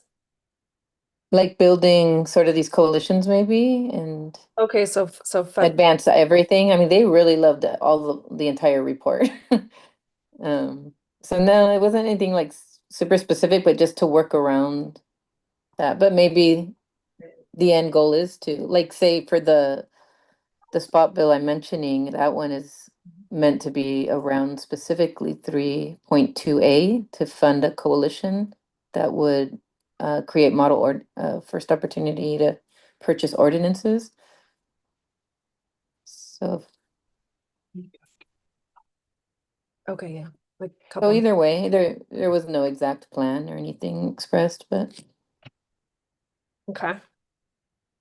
It's nice to know that there was a lot of support for the report overall. yeah. Sean's just going to give the group a time check. We'll go for just let them go for maybe 3 more minutes and then take an official break. And also folks who are joining us as attendees, if you have ideas and you would like to either suggest them verbally, you can raise your hand and I'll get you off mute and you can share it with our little online group here, or click over to the reflections worksheet that's just in Google Drive that pop the link in chat and add some ideas there.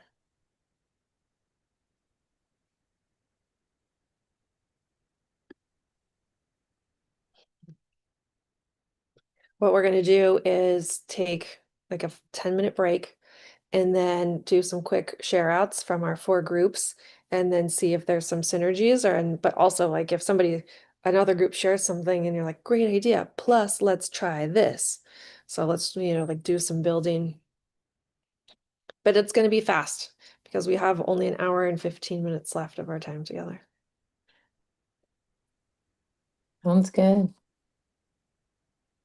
One thing I'll mention that was actually a highlight for me was learning about Guardian Vital, the wine brand that Irene was able to share about. And because it's such a creative solution to a lot of different issues that are all combined. So I've been really happy to learn. That's just an example of like question number 1, things I've learned through this process. Can you spell the name of the wine brand? I forget. Thank you, Ruth. It's Guardian Vital. Let me put it in the chat. So Guardian, it was meant to be bilingual, sort of. Guardian, Vital, vital, like essential guardian of the vines. Like of life. Yeah. It's going global. That's why I'm here in Italy. Yeah, it's. Oh, seriously? Calling in from Italy. Yeah. You're in I Italy just right now presented. because of Guardian Vital? Yeah, they sponsored my trip Oh, that's to amazing. share. And it's been amazing. Just all like hundreds of winemakers, and just that nothing has been done like this to actually create a certificate around labor and so we're going to partner with them potentially and make it go global. But yeah, it's I mean, right now there's so much, I think, more awareness around just having to act around these things and not especially in an industry like wine where it's not doing too well too, right? But yeah, I've learned so much as well throughout the task force. I'm always telling folks like just about you, Ruth, like your expertise and like, okay, I can't wait till this is over so we can meet all together like without I know, right? restriction. Because it's just tough. That part is really hard. And then the staff, you guys have just been incredible. So thank you as we all juggle a million things. It's a really impressive body of work that you all produced over a really condensed amount of time. So awesome. So we're going to go back in the main room. When we do report backs, do either one of you want to take the lead?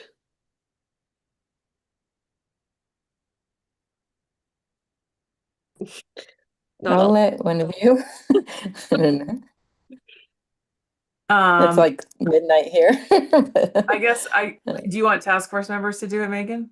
That would be great. Yeah, I can do it. Quick notes are in the worksheet, but if you don't want to, I'll do it. You can. I can help if you need it, but yeah, I'll Let let me one make of you sure I lead. got the worksheet here.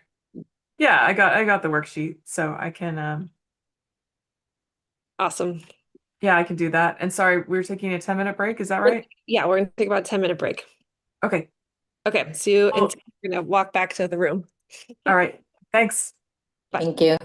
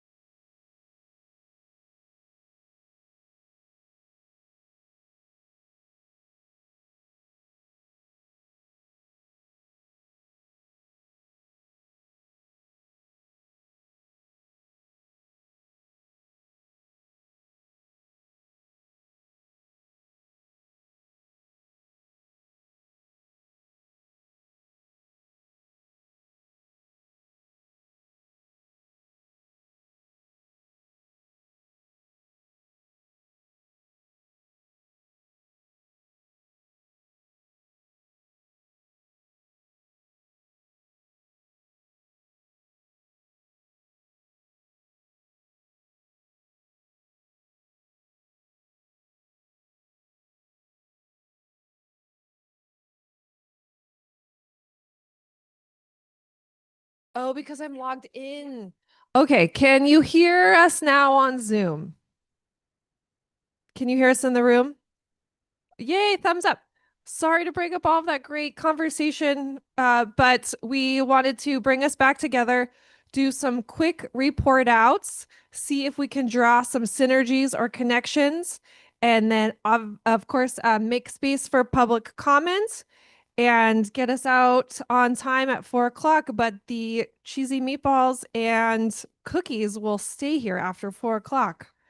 And thank you, Tessa. We would really, really love a few more folks to share some reflections in the reflections booth, which is in a quiet space, not in the communal space. So if you would like to reflect on your time as task force members and the work that you did, and you are interested to contribute to that compilation video, because we have heard in more than one venue that videos are very excellent for outreach. We talked about that in our small group as well. Please be a part of that. Talk to Joe. He's going to help with the reflection booth, or Tessa, we can tell you where to go. Okay, cool. Great. So let's bring our quick discussion prompts back up on screen. Oh, Irene, you've got your hand up. Go ahead, Irene. Oh, I'm sorry, Megan. That was just to let you know I was here. Sorry. Wait. Okay, you can hear. Oh, thank you, Irene.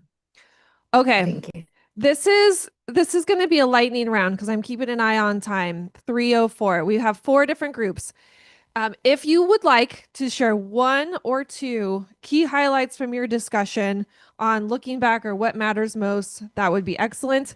If you want to share more on number 3, opportunities for continued collaboration and recommendations for advancing report, that's what I'm going to flip chart and see what we can do. We're going to take notes. It's going to be collected in our meeting summary. Do I see a group who would like to go first? Yeah, Nathaniel, thanks for that rapid hand. Yes, we had a great discussion in group 1. All feeling the same sentiment that we've come a long way and been able to learn a lot. And what matters most is learning from each other's expertise, experience, and the farms that we're all trying to support, and shifting from that problem narrative to the solution narrative. And I think looking ahead, it really is, speaking from personal experience, working with all these different organizations in the room, is a great way to advance all the things that we laid out. Another big thing that matters most is collaborating between tribal communities and farming communities. I think that's how we heal the land in a big way.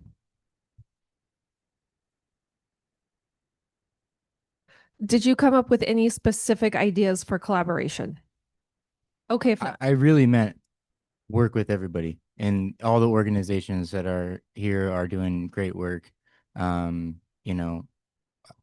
think that is really what we said was a roundtable approach is really vital to a lot of these successes that we're trying to see and solutions that we're trying to see.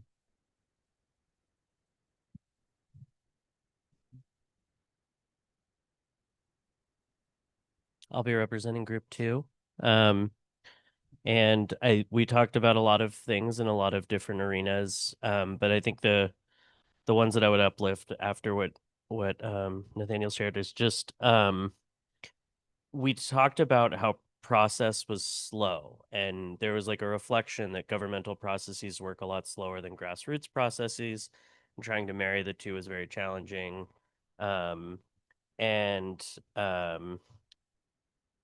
We kind of saw it even today, like there are ideas coming out in public comment that we can't, there's no more agendas, like that's all done. And so the process had been challenging, but there was a lot of gratitude for we kind of talked about how many of the task force members recognized early that or kind of late, that we were talking about solutions, but not what was like upstream of all those things, which was the land acquisition, like the land grabbing and the kind of, that infographic says it better than I can right now, but there's just like that was upstream of everything else. And so being able to get that in, getting that recommendation in felt really important. We talked about a lot of other things, but in terms of, I was gone for a little bit, so I don't know if we talked about collaboration, but it didn't come up maybe. Yeah. I don't think there was any specific collaboration points that came up, but when it comes to tribal collaboration, definitely the need for trust. For example, when we were doing tribal engagements, we often were guided by, a tribal task force member, whether it was Lawrence, Darlene, or myself, that led that engagement effort through our relationship through the tribe, with the tribe, I mean. So I just wanted to highlight, even though there wasn't specific, projects for collaboration, the trust will always be needed because there's been many points, intentional points to dismantle that trust.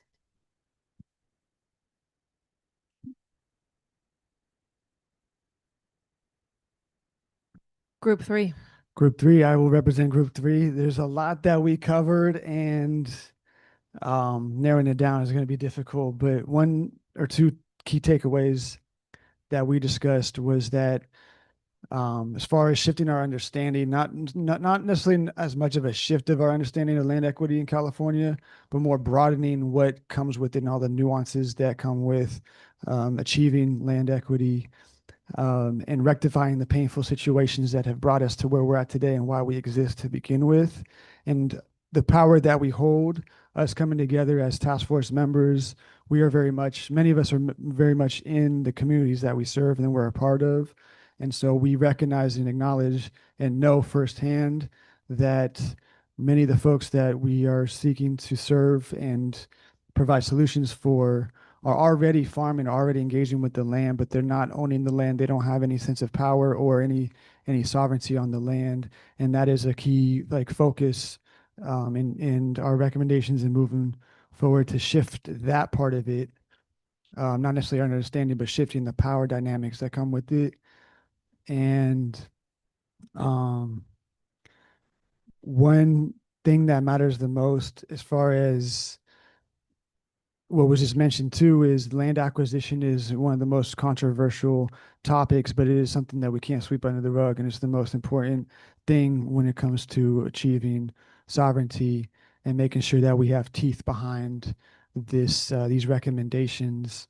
And within that, just us coming together, there's a lot of natural, organic flowing of ideas and building upon our work together. So even in our conversation, we were bringing up ways we collaborated since our last meeting and ways we're going to work together moving forward. So I look forward to all those different fruitful beginnings and continuations. Anything I want to add?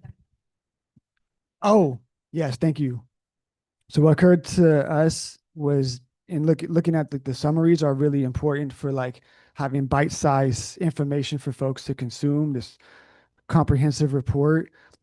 We also acknowledge that it would be powerful to have guidelines for folks wherever they're arriving at, whether they're a farmer, rancher, land steward, policy maker, to have the tool sets to be able to shift the policies and utilize this information in a way that they are empowered to know what to do when it comes to approaching elected officials, when it comes to shifting policies within their region or their county or even statewide, how we can go about that, steps to take, and just a general guideline to empower folks to do that and utilize this information.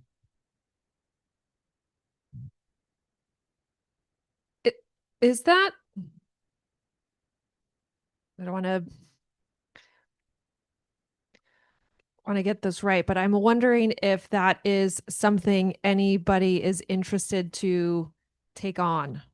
The answer can be, well, I don't know yet, but maybe you just kind of marinate on that idea. And if there's a champion for developing like a concept guideline or a draft guideline or something later, that might be something that you all can continue to build together via your email listserv or something. So I like that idea, and I just wanted to flag it.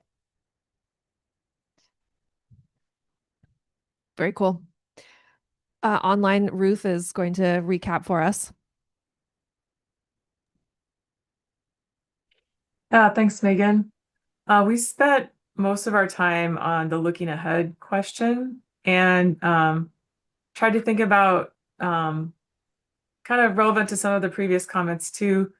What are the next steps and how can we build coalitions or momentum or partnerships around the various recommendations that we're putting forward? And so some ideas were maybe task force members or organizations signing on to particular recommendations that they might want to work on going forward, and then maybe organizations taking the lead in organizing around specific recommendations. For example, there's a bill that Líderes Campesinas is working on. And then there's also like a survey and a letter that they were working on that could be used as a model. We know there's the listserv that Strategic Growth Council staff are setting up. And so we were talking about ideas like, who could maybe even in this meeting, if we could sign up as leads on particular recommendations, or when outreach is done, for example, with videos, how do we connect people to the next step, and who do they talk to find out more? Should we be contact members, or contacts as task force members for particular recommendations, or is there a way that Strategic Growth Council can help coordinate on their website so that when people watch a video or get a fact sheet that they know what to do next and who to connect with? So that's mostly what we talked about. I don't know, Irene, if you have anything to add that I missed, or Megan. I think you covered it well, Ruth. I can't think of anything that you missed. Thank you. Thanks.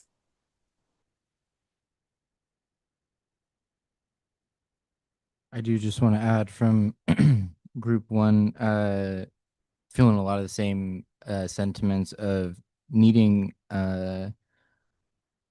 when I said work with everyone, that is that coalition of your localized coalition, your local representatives of these kind of groups for those partnerships. And I don't know, it does sound like the collaboration to work on these different or certain, not all the different recommendations all at once, but leading that now what and kind of wrapping up our solutions might be easier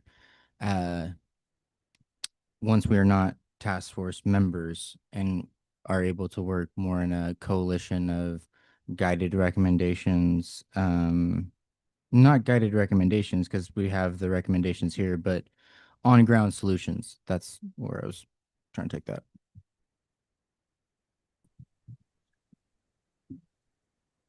Yeah, and just on that note as well, I think it would be really neat to start within all of us. Like, we know we've learned, what our expertises are and our knowledge, but to another extent, like in what direction do we each want to go? Like, are we interested in communications or, helping writing bill language, which is very needed right now?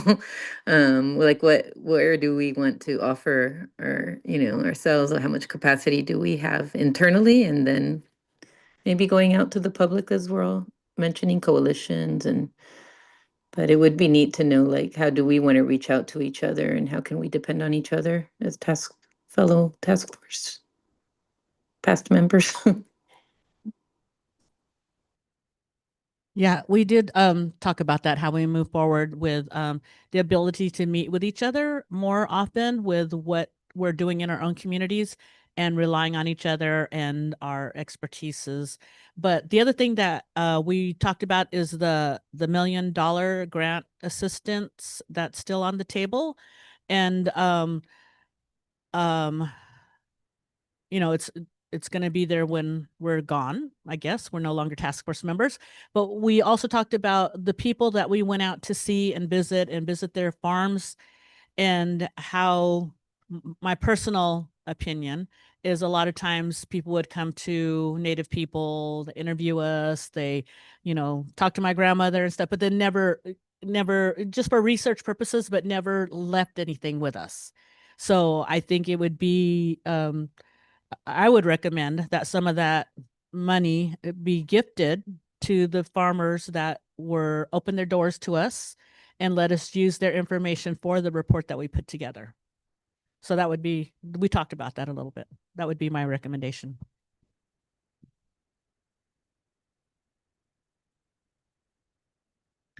I agree.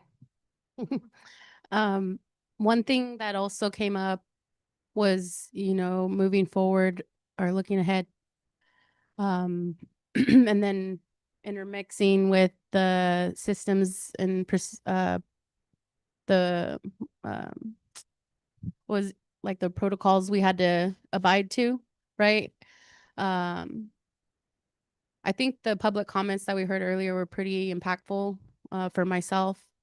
Hearing that already, you know, people reflecting on the report, it was impactful for me. And having access to the report is crucial for the people we're trying to address it. So looking ahead from that public comment, I know we can't make any decisions, but I definitely would want to ensure there's access with the traditional languages that the relative mentioned, because the communities they mention are definitely one, you know, major backbone community of the agricultural, not just agricultural, but also the food system overall world. So I just wanted to highlight that.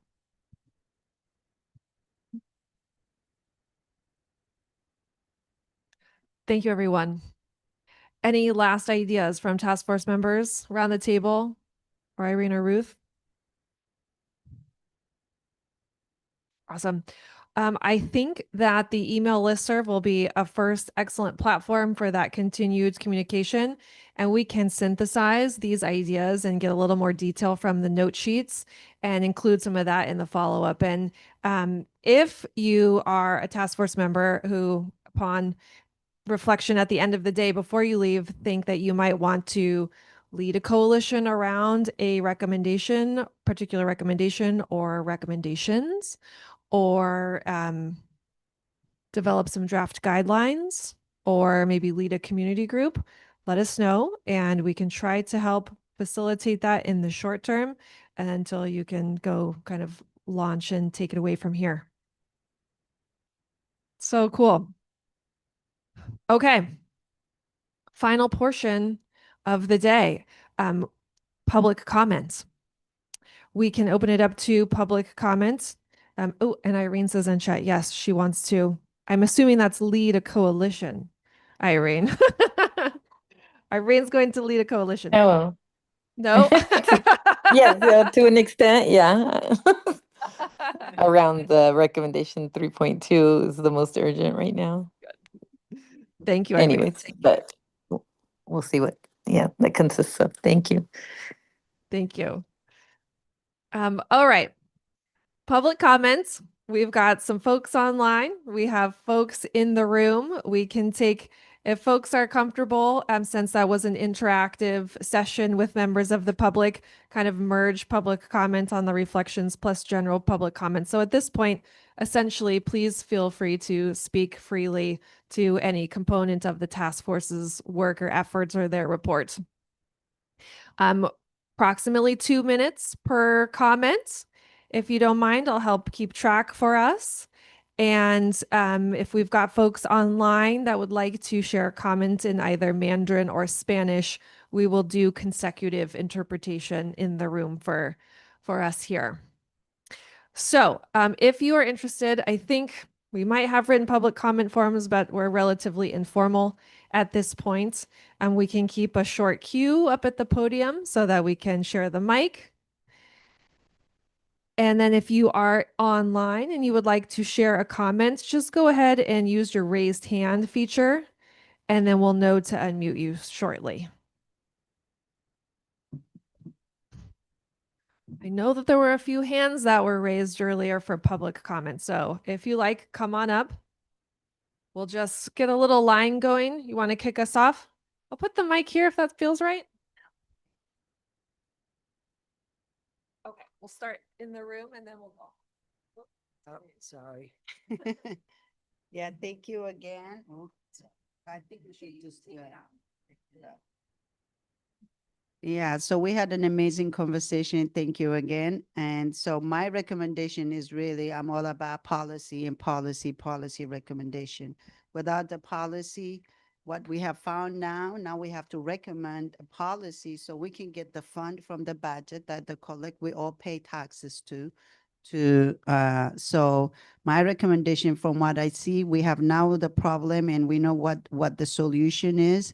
So let's get the state and the county or the city, especially the state, accountable so they can give us the necessary fund to be able to do what we are purposely aligned to do. So that's what I recommend, some policy. I need to see so we can actually come together, a few of us, and create a policy, whether it's land equity or equipment equity or labor equity or marketing equity. We're all trying to make it as a business too, not just, owning your land and farming and feeding, community. That's good too, but still farming is a business. So we need some fund. So to get the fund, we got to go through the system that was created. Most of the time, we always missing. So in that way, the fund can come to the people who are underserved, underrepresented farmers. Thank you.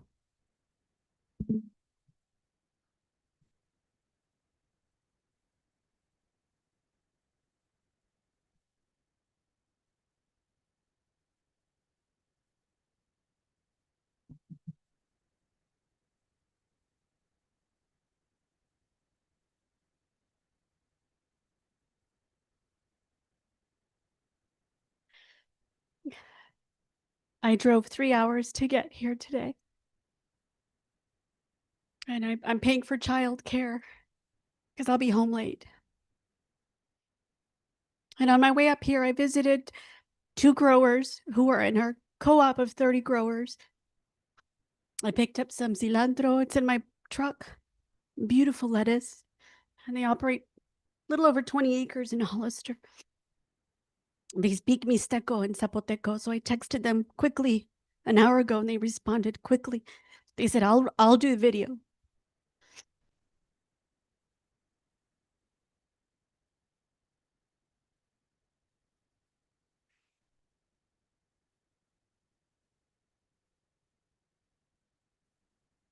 Got a lot of healing to do. But it starts with land, or at least a lot of it is based around land and everything that land allows us to do.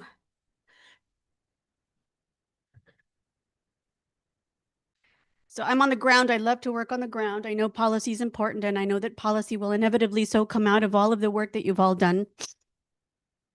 But policy isn't enough. Policy, as many of you have said today, moves very slowly, and we need wins on the ground. And we need those wins to be made visible. And we need to pause every once in a while and point to them and slow down and feel the joy and celebrate together. So I'm hopeful that there will be some coordination around a food hub coalition across the state that can lead some of the work that you have recommended. Food policy councils oftentimes don't have agendas that are meaningful enough. Yeah, that's a criticism. I'm not talking about all of them. Natural resource organizations have really stepped up in the last decade. We have so many of the puzzle pieces in place already, and coordination is just going to be imperative going forward. Leadership. I imagine my dream and my vision. And I confidently so speak for the people who aren't able to be here today, who I work with, 500 CSA members, 30 plus growers. Leadership has to come out of this movement.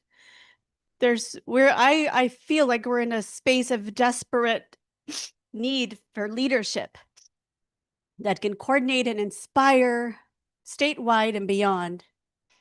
That's been missing in this puzzle. Reiteration, reinforcement of land as the first resource on which everything is built. Is there any Kleenex? I also want to recommend that we use arts and culture to move the narratives. There's lots of narratives, thank you, that have been already presented eloquently here today, but arts and culture have to be integrated into this movement. Thank you so much. Implementation of these recommendations are going to require not only our head and our hands, but our hearts. And so invite us all to continue to think of employing ourselves more fully in that way. And that when we get tired, we slow down and we team tag. Our strength in California is our diversity, and respecting and honoring those differences as our strength is going to be foundational as well. Thank you.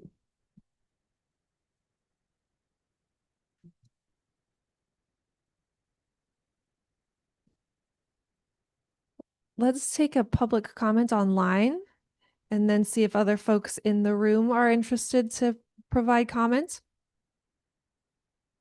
John Wong, online.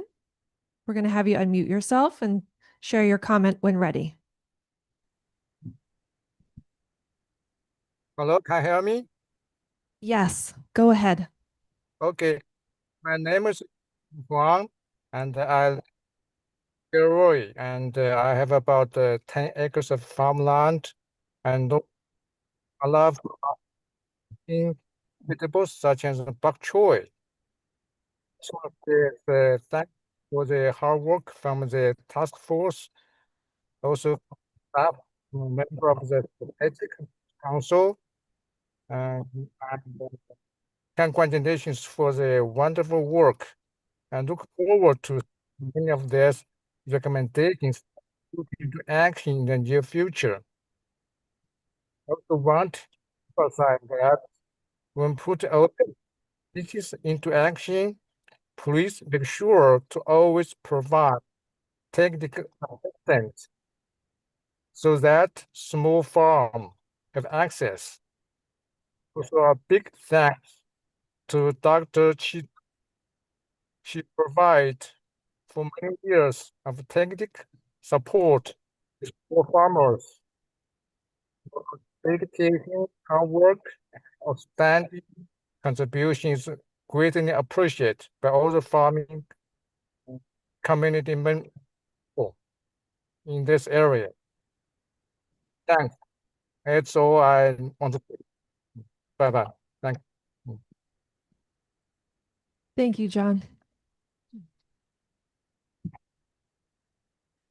Adam X. 1 second. Sorry, Adam. We're trying to get you talking permitted. Okay, Adam, when you're ready. All right. Got me? Yep, loud and clear. Good. All right. So good afternoon, task force members and general public, and SGG staff.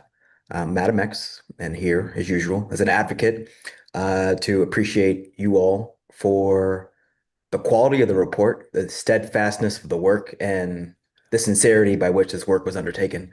And so, yeah, we're at the point where it's now to move forward and protect it. And as you move forward in finalizing these recommendations, and this has been hinted at earlier, but I want to emphasize three things. There's coalition, there's communication, and defense. So first, formal communication channels with the coalition, the post task force coalitions that are forming around this work need to happen. So regular briefings, a shared implementation cadence, and actual social media assets that can address issues as they come up as a mechanism to keep community stakeholders informed and mobilized. So I would say we have momentum at this current moment, but if we don't structure it, it's going to dissipate. And second, we got to be honest that recommendations without funding are vulnerable. These recommendations will require appropriations, program design, and legislation, meaning that we obviously need an advocacy pathway that actually funds implementation.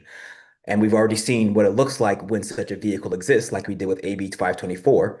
So now it's time for the follow-up. I urge task force members to organize around the need for a legislative and budget strategy to fund these recommendations. So this report becomes infrastructure and not just language. And third, federal tax are already here. Trump administration and USDA just released a report that explicitly calls out the task force and threatens to dismantle it or whatever. But we should anticipate continued constitutional challenges and be prepared to defend these recommendations publicly and clearly. So that means coalition building and communication, and it means building that shared narrative. And I liked what someone else earlier about using arts as a means to further those. So creating the shared narrative and legal posture that affirms what communities already know, that these recommendations address documented government-caused harms and are rooted in constitutional authority for remedial action. So the work is really just beginning. And the question is whether we leave the finish line to chance or whether we carry it home and build the coalition infrastructure, funding strategy, and then public defense necessary to carry this forward. So thank you all. I really appreciate this entire journey, and I look forward to the next steps. Thank you. Adam, thank you.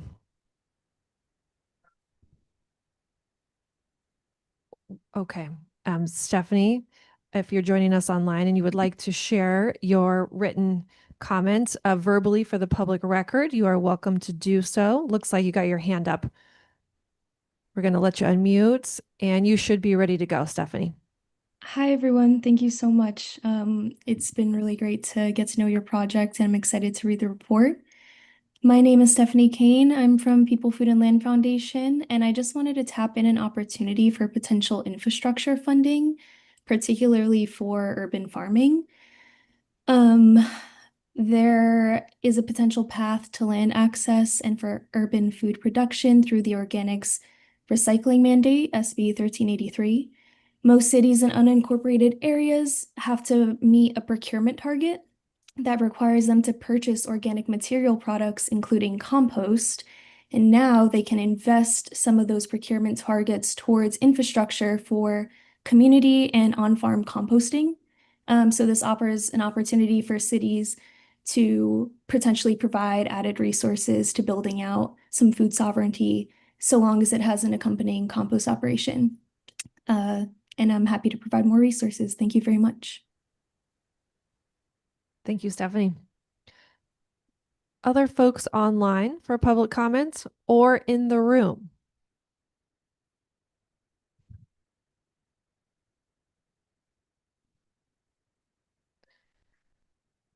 Okay. We have Jamie in the room. Hi, everyone. Yeah, you can hear me. Yeah, gosh. I was thinking, I'm sure you guys did this reflection at the beginning of your meeting, but the last time I was in this room was like, whatever, 3 years ago. And there were 2 of us, I think, here as part of the public to like listen to your first meeting. It's just kind of a funny thing for me to reflect on of like, yeah, I took the group photo. Uh, and I see it on the website and it's funny. And now you have a report. You have a ton of incredible community behind you. Yeah, it's a book. What are we talking about? That's dangerous. And you know, people have been like texting me throughout today's meeting, like, oh my gosh, there's so much energy in the room. Like people are looking for something to do. Jamie, do the thing, right? And I'm just word vomiting because it's a lot.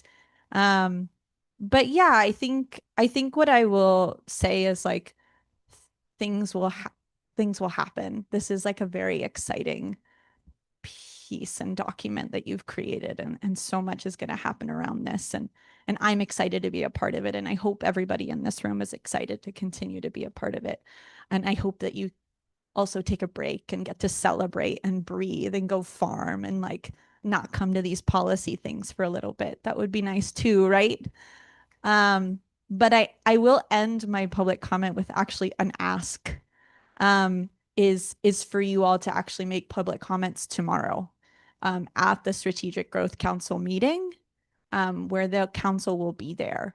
I think it would be incredibly powerful for each one of you to show up collectively and say, hey, Strategic Growth Council, hey, State of California, take this seriously. Do the things that you can do right now. There are things that live in that document that can be done and do not require legislation.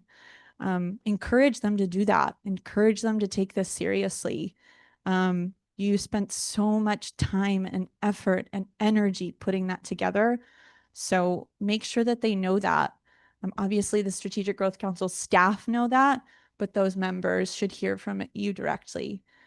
So I would encourage that, and then celebrate, and then keep celebrating, and breathe and farm and be outside. And we will organize. I guarantee that. So thanks.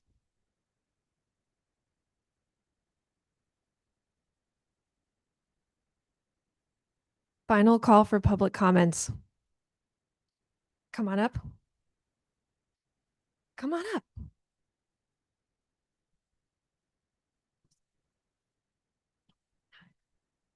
Hi, I'm Luz Cordova, and I'm a sociologist, and also I'm a consultant doing a project for the county Sacramento Public Health. I told you I'm not good at this. And I actually have met or interviewed some of you for our county project. Leah recently, and Nelson. And so I studied your draft of the report, which is pretty much finalized, right? And I just want to say and encourage everybody to really read, I mean the public, to really read the report very carefully, because the recommendations do speak to policy. And I want to say that I was surprised, not, but it was refreshing to see a report that actually tells you this law, this policy, this leverage, right? I know how much work that took to look at each law, to look at, to check to see what was done. And even though it's maybe one little paragraph, that was a lot of work, because I'm doing a report too. And so I'm like, well, those 2 pages took a lot of time, a lot more than you think. And you guys did lots of pages, a whole book. And so first, thank you so much for your work. Thank you for your service. And I, as a person that it's also an advocate, I see so many of the issues that you guys brought up in that report. I visited farmers, I talked to farmers here in the county. I gone to the farms, I talked to people who are trying to do urban gardening, and they're just so alive to those issues. I mean, you only have to do really field work 1 month, 1 week, and they will come up right away. You know, the issues with the leases, the unfair exploitation of landlords with farmers, it is one of the biggest issues that comes up. And so in our group, when we spoke in our little group here, this issue of the land grab, you know, thank you for bringing that up. It's true. If organizations, if private individuals and organizations are owning the land, we, you know, how can we have a more equitable access to land for farmers? So I would love to know how we can start working, even as little groups in counties and cities, to move things forward, because I know you guys are just doing the task force. It's not your job to do this forward. And so thank you anyways. And I'm sorry if did I go beyond the 2? Okay, good. Okay, thank you. Okay.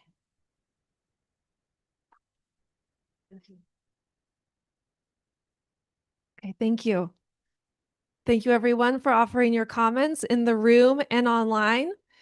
If you will permit me, I will do a quick review of action items and next steps. And then I would like to just kind of open the floor to both staff and task force members for any final reflections or comments, and closing out with vice chair and chair as we always do. So, quick review of action items. So we will finalize the meeting summaries and get those posted to the website. And thank you for entrusting us with drafting and finalizing the meeting summary from this particular conversation. We will still develop that and circulate that to you all. We're going to put together that email list that connects all of the task force members and send that out to you with some of these ideas for continued collaboration. And we're also going to put together a short evaluation to allow you some space to anonymously reflect on the process, give us some input so that we can take that back for future state efforts similar to this one. Set up the email list, let you know when things are up and running. We will reconnect you with the Google Drive where you can get materials for your outreach purposes. We also heard the request to change the basket icon to an acorn on the digital versions of the materials and future print versions, both in the executive summary and reports.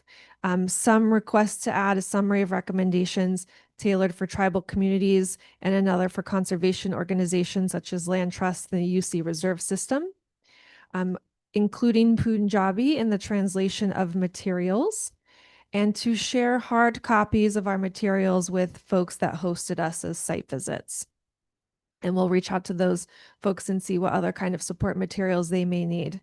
An action item for you all is to let staff know if you need hard copies mailed to you of any of the materials once they're finalized in any languages. So let us know when you might need that.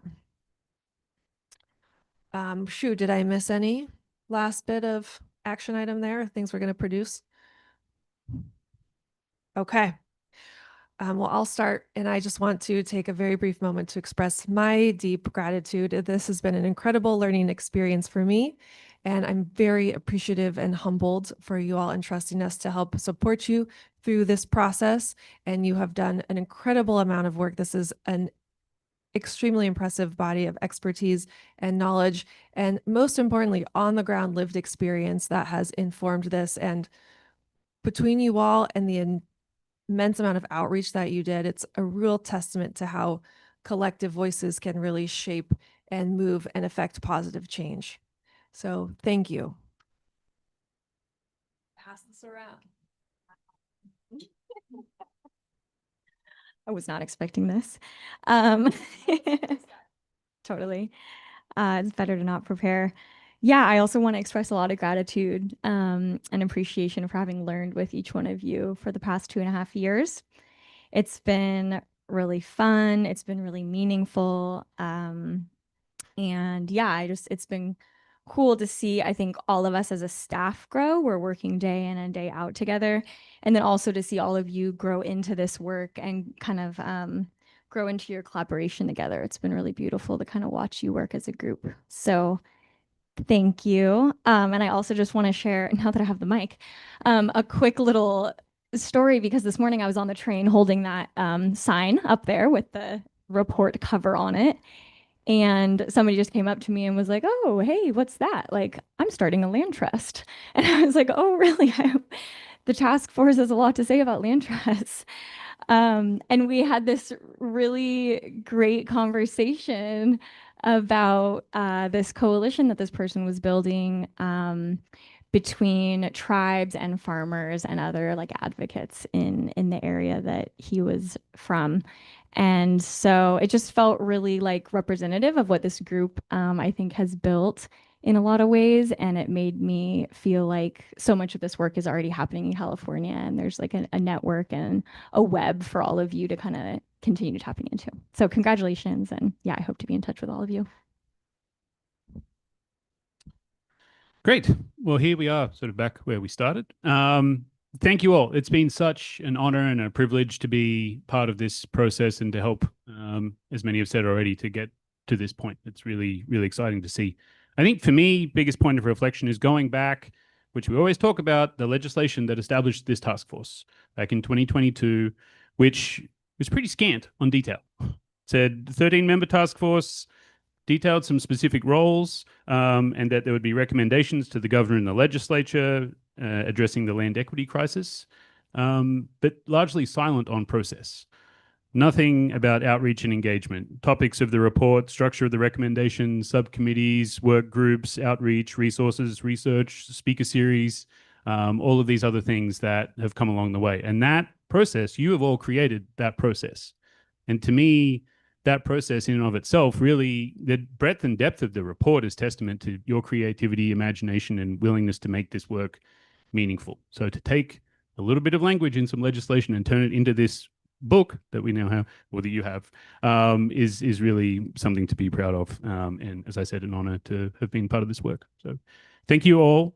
Also, quickly to thank you, not only the members, also our tribal government partners and members of the public who attended the workshops, site visits, public comment, our small but mighty team. This is an extremely small team for the amount of work that I just listed off that's gone into this, from all sorts of things, from translation, legal, contracts, communications, advisory committee, travel logistics, digesting, synthesizing, and re-editing your conversations that you've had to produce this document. So thank you all.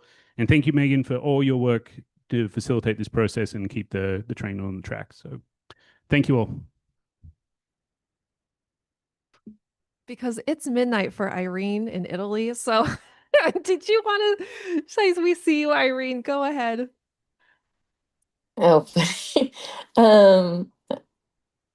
yeah, no, I just, really appreciate everyone's work. I also was reflecting, as Jamie mentioned, just on that first meeting. And so it's really neat to have, folks that have been there along the way, just supporting and really being a driving force, coming in from the public, having a part in making all of this possible as well. So just thanking all of those that are present there today that, drove a long way and took this time out of their day to really support this work and empower all of us more, and just look forward to working together, not working in silos. And just everything that I've heard from fellow task members today has been very just moving and inspiring too. So from just wanting to work together, and also I really just look forward to, also one thing that I forgot earlier in our little groups is being able to present these ideas, to these legislators and have these events and meetings still. So look forward to those conversations as well. Thank you so much.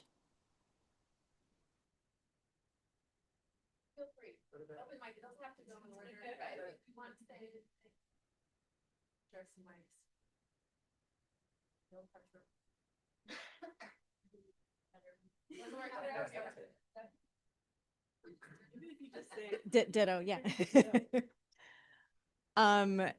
In our individual groups, I was just kind of reflecting on the gratitude of being in this space and how far we've come and how a lot of the world has shifted since we started.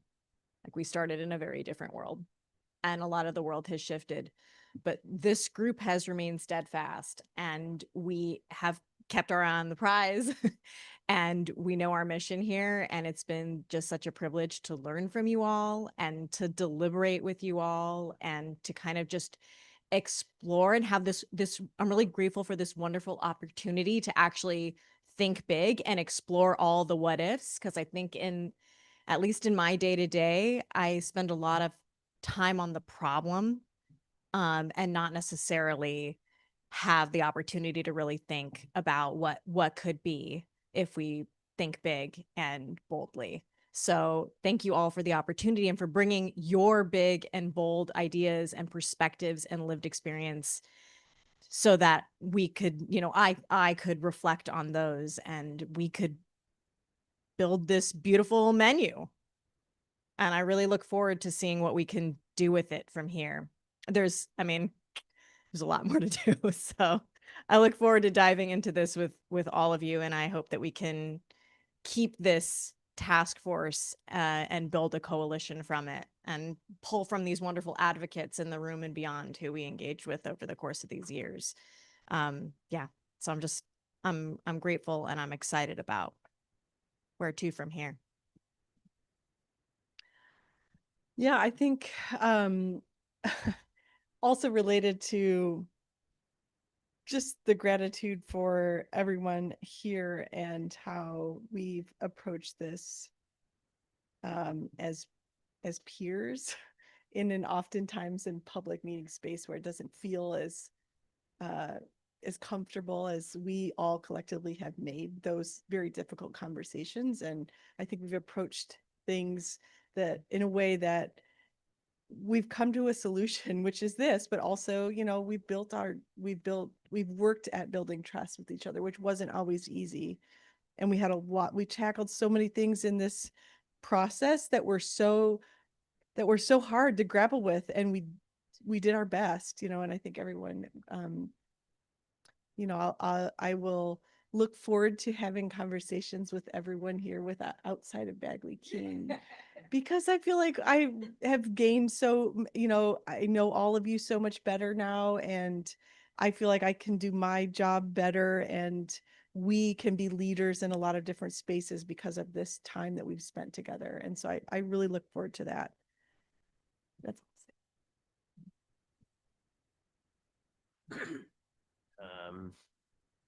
This is normally a situation where I'll get very emotional, so I'm gonna do my best to not do that. No, I'll share my emotional thanks later. I think just briefly, like everything that Sean named, everything that we've reflected on in small groups, like I think at the end of the day, what we created is something that is going to create optimism and hope and help people get from being stuck into moving in a positive direction. And I think we did it diligently and with a lot of compassion for each other and a lot of empathy for where people are coming from. I think we found ways to work through conflict without conflicting, which is challenging to do. And I think it takes a lot of time. And I'm grateful that we had support and facilitation to do all of that. I'm glad that we added more meetings for this last year. I think if we hadn't have done that, that would have been really challenging.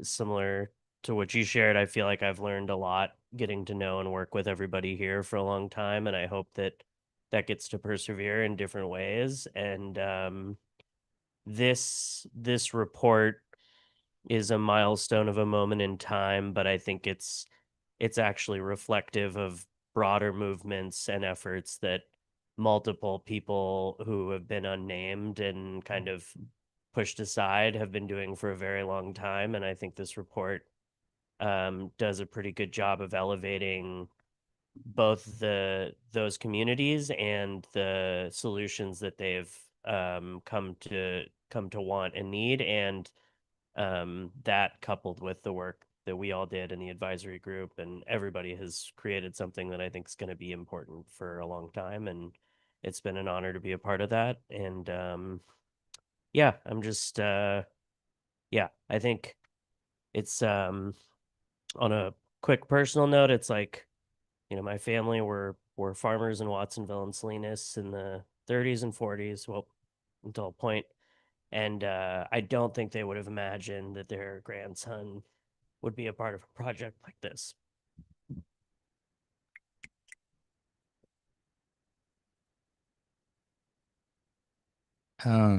Yeah, I talk about change in 2 years. Started this task force in my 20s. I'm in my 30s. It it doesn't seem like it's been that long, but I think all these you know 13 meetings, I was like, really? There was only 13? Yeah, does that, it was 13 events, but there was like 2 days. So is that really it? Either yeah, we need an hour count. but again, I really I was mentioning this in the group, is that I've been able to more or less get immersed in this work even more so by working with you all and getting to hear and get to know and hear from very like passionate places of why we do this work in all these different sectors and all these different parts of California. And yeah, I've never been able to be a part of such a great like collection of minds that are really putting in effort to think about solutions. And I just want to say thank you to everybody and like really appreciate everyone's immense amount of time and just like and patience, because you know even the things that we're talking about, it's hard to just walk away without the next steps, and we're kind of there now where we can walk away and start working on those next steps of we've got our book, you know, a small little manual to you know address the things that we want to work on, and excited to work with everyone in the future at some point and just grow.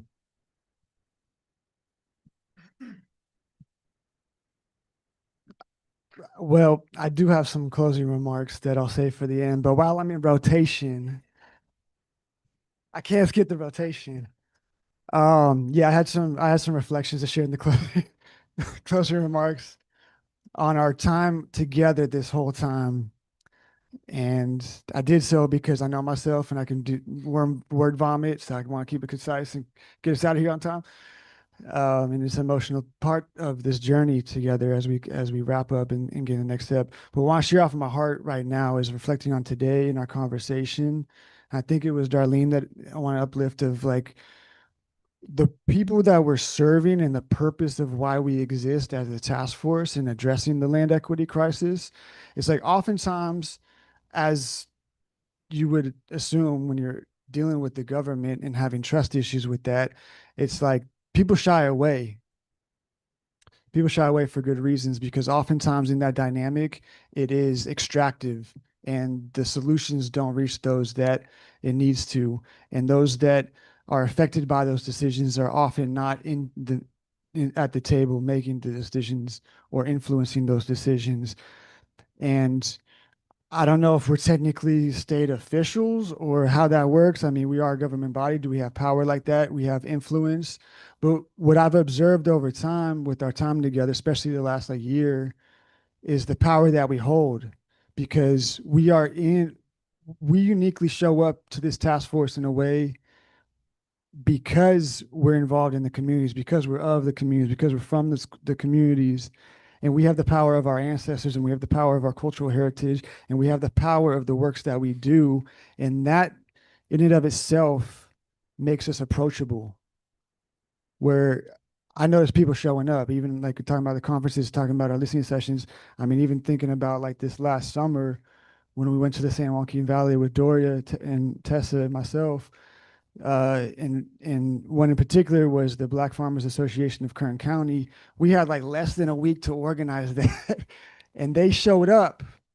They showed up, and I just want to mention this to remind us of the power that we all hold individually and collectively as we move forward and look ahead and move ahead together and in our own regions. Anyways, word vomit.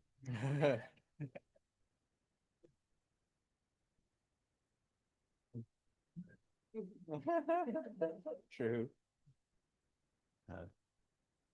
Yeah, I'll be brief. I'm feeling a lot of gratitude. And I can't believe this is the last meeting too. It hasn't sat with me yet. I'll just quickly say, I think when I exited farming full time, I did it with the promise to myself that I would do it for a good reason, and it's to do this kind of work, because I just realized the amount of barriers and obstacles there were to for land stewards, for farmers, for anyone who wanted to have a relationship to land, to be able to have a meaningful relationship to land. So I'm really grateful that I can get to do this work. And I also feel a big sense of responsibility. So I'm just like really carrying that with me. Like we've got work to do, and I'm feeling really grateful to be sort of entrusted with this sort of this sort of mission. And I just want to say out loud, I'm a resource. I want to continue working with all of y'all. So I'm really excited for that to happen. And I'll just leave it with I don't know, this James Baldwin quote that I might butcher, but I just want to say like that keeps coming back to me, and it goes something along the lines of like, the world that I want to live in does not yet exist, so I must build it. And so I'm really just sitting with that after today. Yeah. Well, I'll keep it brief as well. I just wanted to thank the staff, thank the members of the public, thank the vice chair and the chair for your hard work, and the task force. I think we created a great book, a great document, and I've read, kind of flipped through several documents, and it's important. As a tribal leader, I've read BIA documents back to the 1800s, and so 100 years from now, somebody's going to be reading this. And the cool thing about it is it speaks to what we've done, because we have a little surprise. It doesn't say anything about tribes in here, but I'm proud of the task force, where the first sentence, it talks about tribal land stewards. And one of our first priorities is tribal stewardship and land return. So I'm proud of you, and thank you for that, task force. I just want to express my gratitude for the team that worked on this, and for the leadership that we had with Nelson and Emily really pushing us through this process. But I think I said everything I needed to say this morning, and I'm very grateful and thankful for all the people who came to express their interest, their comments, people online, people that came to the meetings, people we were able to visit and learn from. Thank you all. Also have some ending comments too, but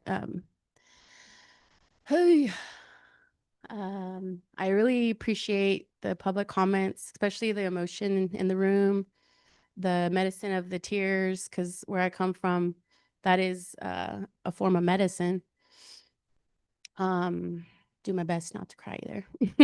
No promises. But what this means to me, it's highlighting, well, really, it's for me, my ancestors who led me here, the people who raised me, and this is why I'm here.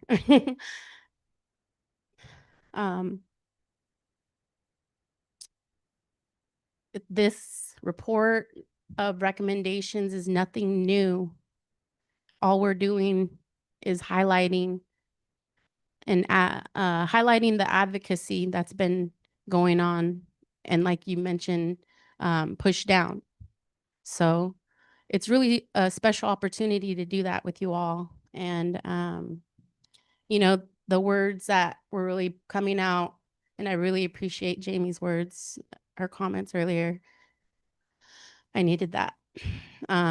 But the words that were coming up and is healing, because we all need that, no matter who you are, where you're coming from. And in order to do that, you have to work with your ancestors to know them, and what they went through in order for us to be here in this room, to lead with intention, and also to acknowledge when some of our ancestors were harmful. So acknowledge that, and just to do better. And to me, that's what we're trying to do. That word advancing is to do better, right? So I'll say that much. But yeah, it is a whole nother world for me now, with what I'm doing. And but it's just a continuance, right? Those shifts will come into your life, but what we're doing is continuing what we're meant to do. So yeah, I was reflecting on that, James, in our first meeting. It was like I know my grandparents are proud of me because, yeah, they were systematically targeted. So it's like I'm systematically targeting the state into doing better.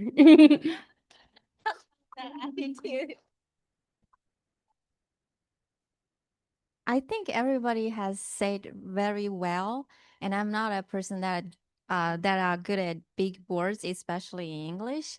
To be honest, every time when you all do the big words, I sometimes I miss that the meaning of that thing.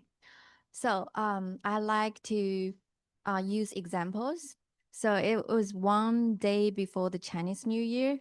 I wake up with tears because I had a horrible dream that I was in the prison because the police because they are putting all the BIPOC people in the prison and how to say slaughter them, and I was so scared, and the whole time I was worried about it was I was still a student in Clemson University, and the whole time I was worried my husband because he was not in the same prison with me. So and then my advisor, he showed up in the prison and kind of bait me out. Is that right? Like bait yeah, bait me out, and then he hide me in his trunk and drive me to his home so that to keep me safe. And the whole time I was worried my husband, and I didn't have kids that by that time, so I didn't worry about them. So, but then I wake up and talk to my husband, and my husband told me that we're in California. So that makes me feel that's the same feeling that I'm feeling now. I feel I'm very grateful that I'm in California, given the whole situation nationwide. But then in California, we're still doing this type of work. I feel very proud and gratitude that I'm working with all of you. Every one of you are outstanding in the work that you're doing, and we are coming together in California and doing this very important work. And that's how I feel. I feel very grateful. And also, I wanted to say that for this task force, the whole 3 years, I want to say that the whole Chinese farming community that I'm representing in the Central Coast area, they are really grateful for this task force too. They're not very they don't speak up normally, and because the language barriers and everything. But they're very grateful that we did field visit to their region. We did survey to them so that their voice are being heard.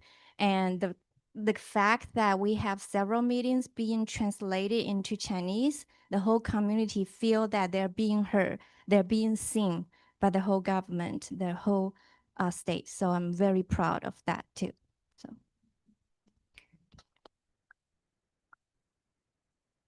I'm going to start by reading what Ruth wrote to you all because she had to hop off right at 4, but I told her I would read to you. So it was in the chat.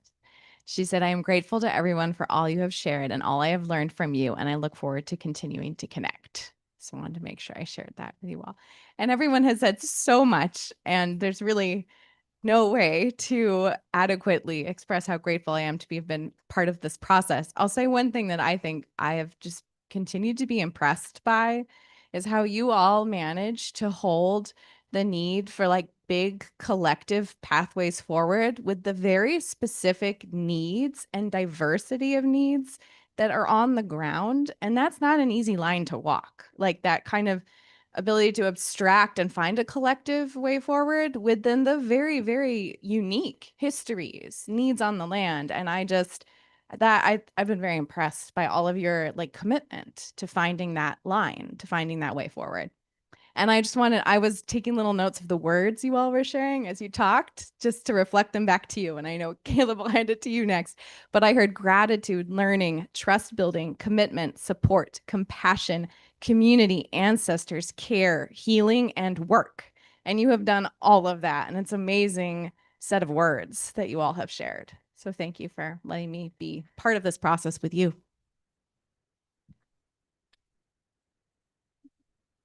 Yeah, hi everyone. I'll keep it brief as well. I know that I don't speak a ton in these meetings, but busy typing, yeah. Yep. but when so I came here straight out of college. This was my first job post grad. And when I was thinking about what I wanted to do post grad, I wanted to make sure that my first job was one where I got to learn a ton. And throughout undergrad, I always heard that California was the leader in like everything from environmental stuff to social justice stuff to everything. California is the leader. And one of the things that I've reflected on over the past few years is that leadership and kind of being a champion also requires continual self-reflection and continuing to work on what you're currently doing and making yourself even better. And I feel like that is what California is doing, and that what this task force embodies is continuing to make California continue to lead in a lot of these spaces. And coming from South Dakota, it's just been an amazing learning experience, and I'm so grateful to each one of you for allowing me to continue to learn throughout these 2 years-ish that I've been a part of this work, and being able to have this be the foundation for my career. So thank you all so much. Oh, of course. Yeah, real quick, also just wanted to mention, how special it is because I'm very much a human being and I connect with our humanness as well as other ways. But it was beautiful to learn about each other's humanness, to meet some of your family, go on a hike, just to learn about your passion in general, meet you at different stores. It was a good time. I'll just say that much. I also just wanted to mention real quick, I brought an offering for task force members and staff that I gathered from it's a non-native, the rosemary non-native, but my my dad grew this plant and it's like thriving. And so I decided to gather some, harvest some. And I bundled it up just, for the travel on the airplane. But as I'm sure you all know, it's very good culinary, but you can also prepare it as tea. It's really good for memory. And, he did suffer with dementia, so I just wanted to mention that. The medicine that's found, can support those different things. Also, to, like Jamie mentioned, to rest, it'll help calm you as well. So I'll be passing that out as we wrap up, and just want to say thank you and thank the homeland here that we were able to meet on.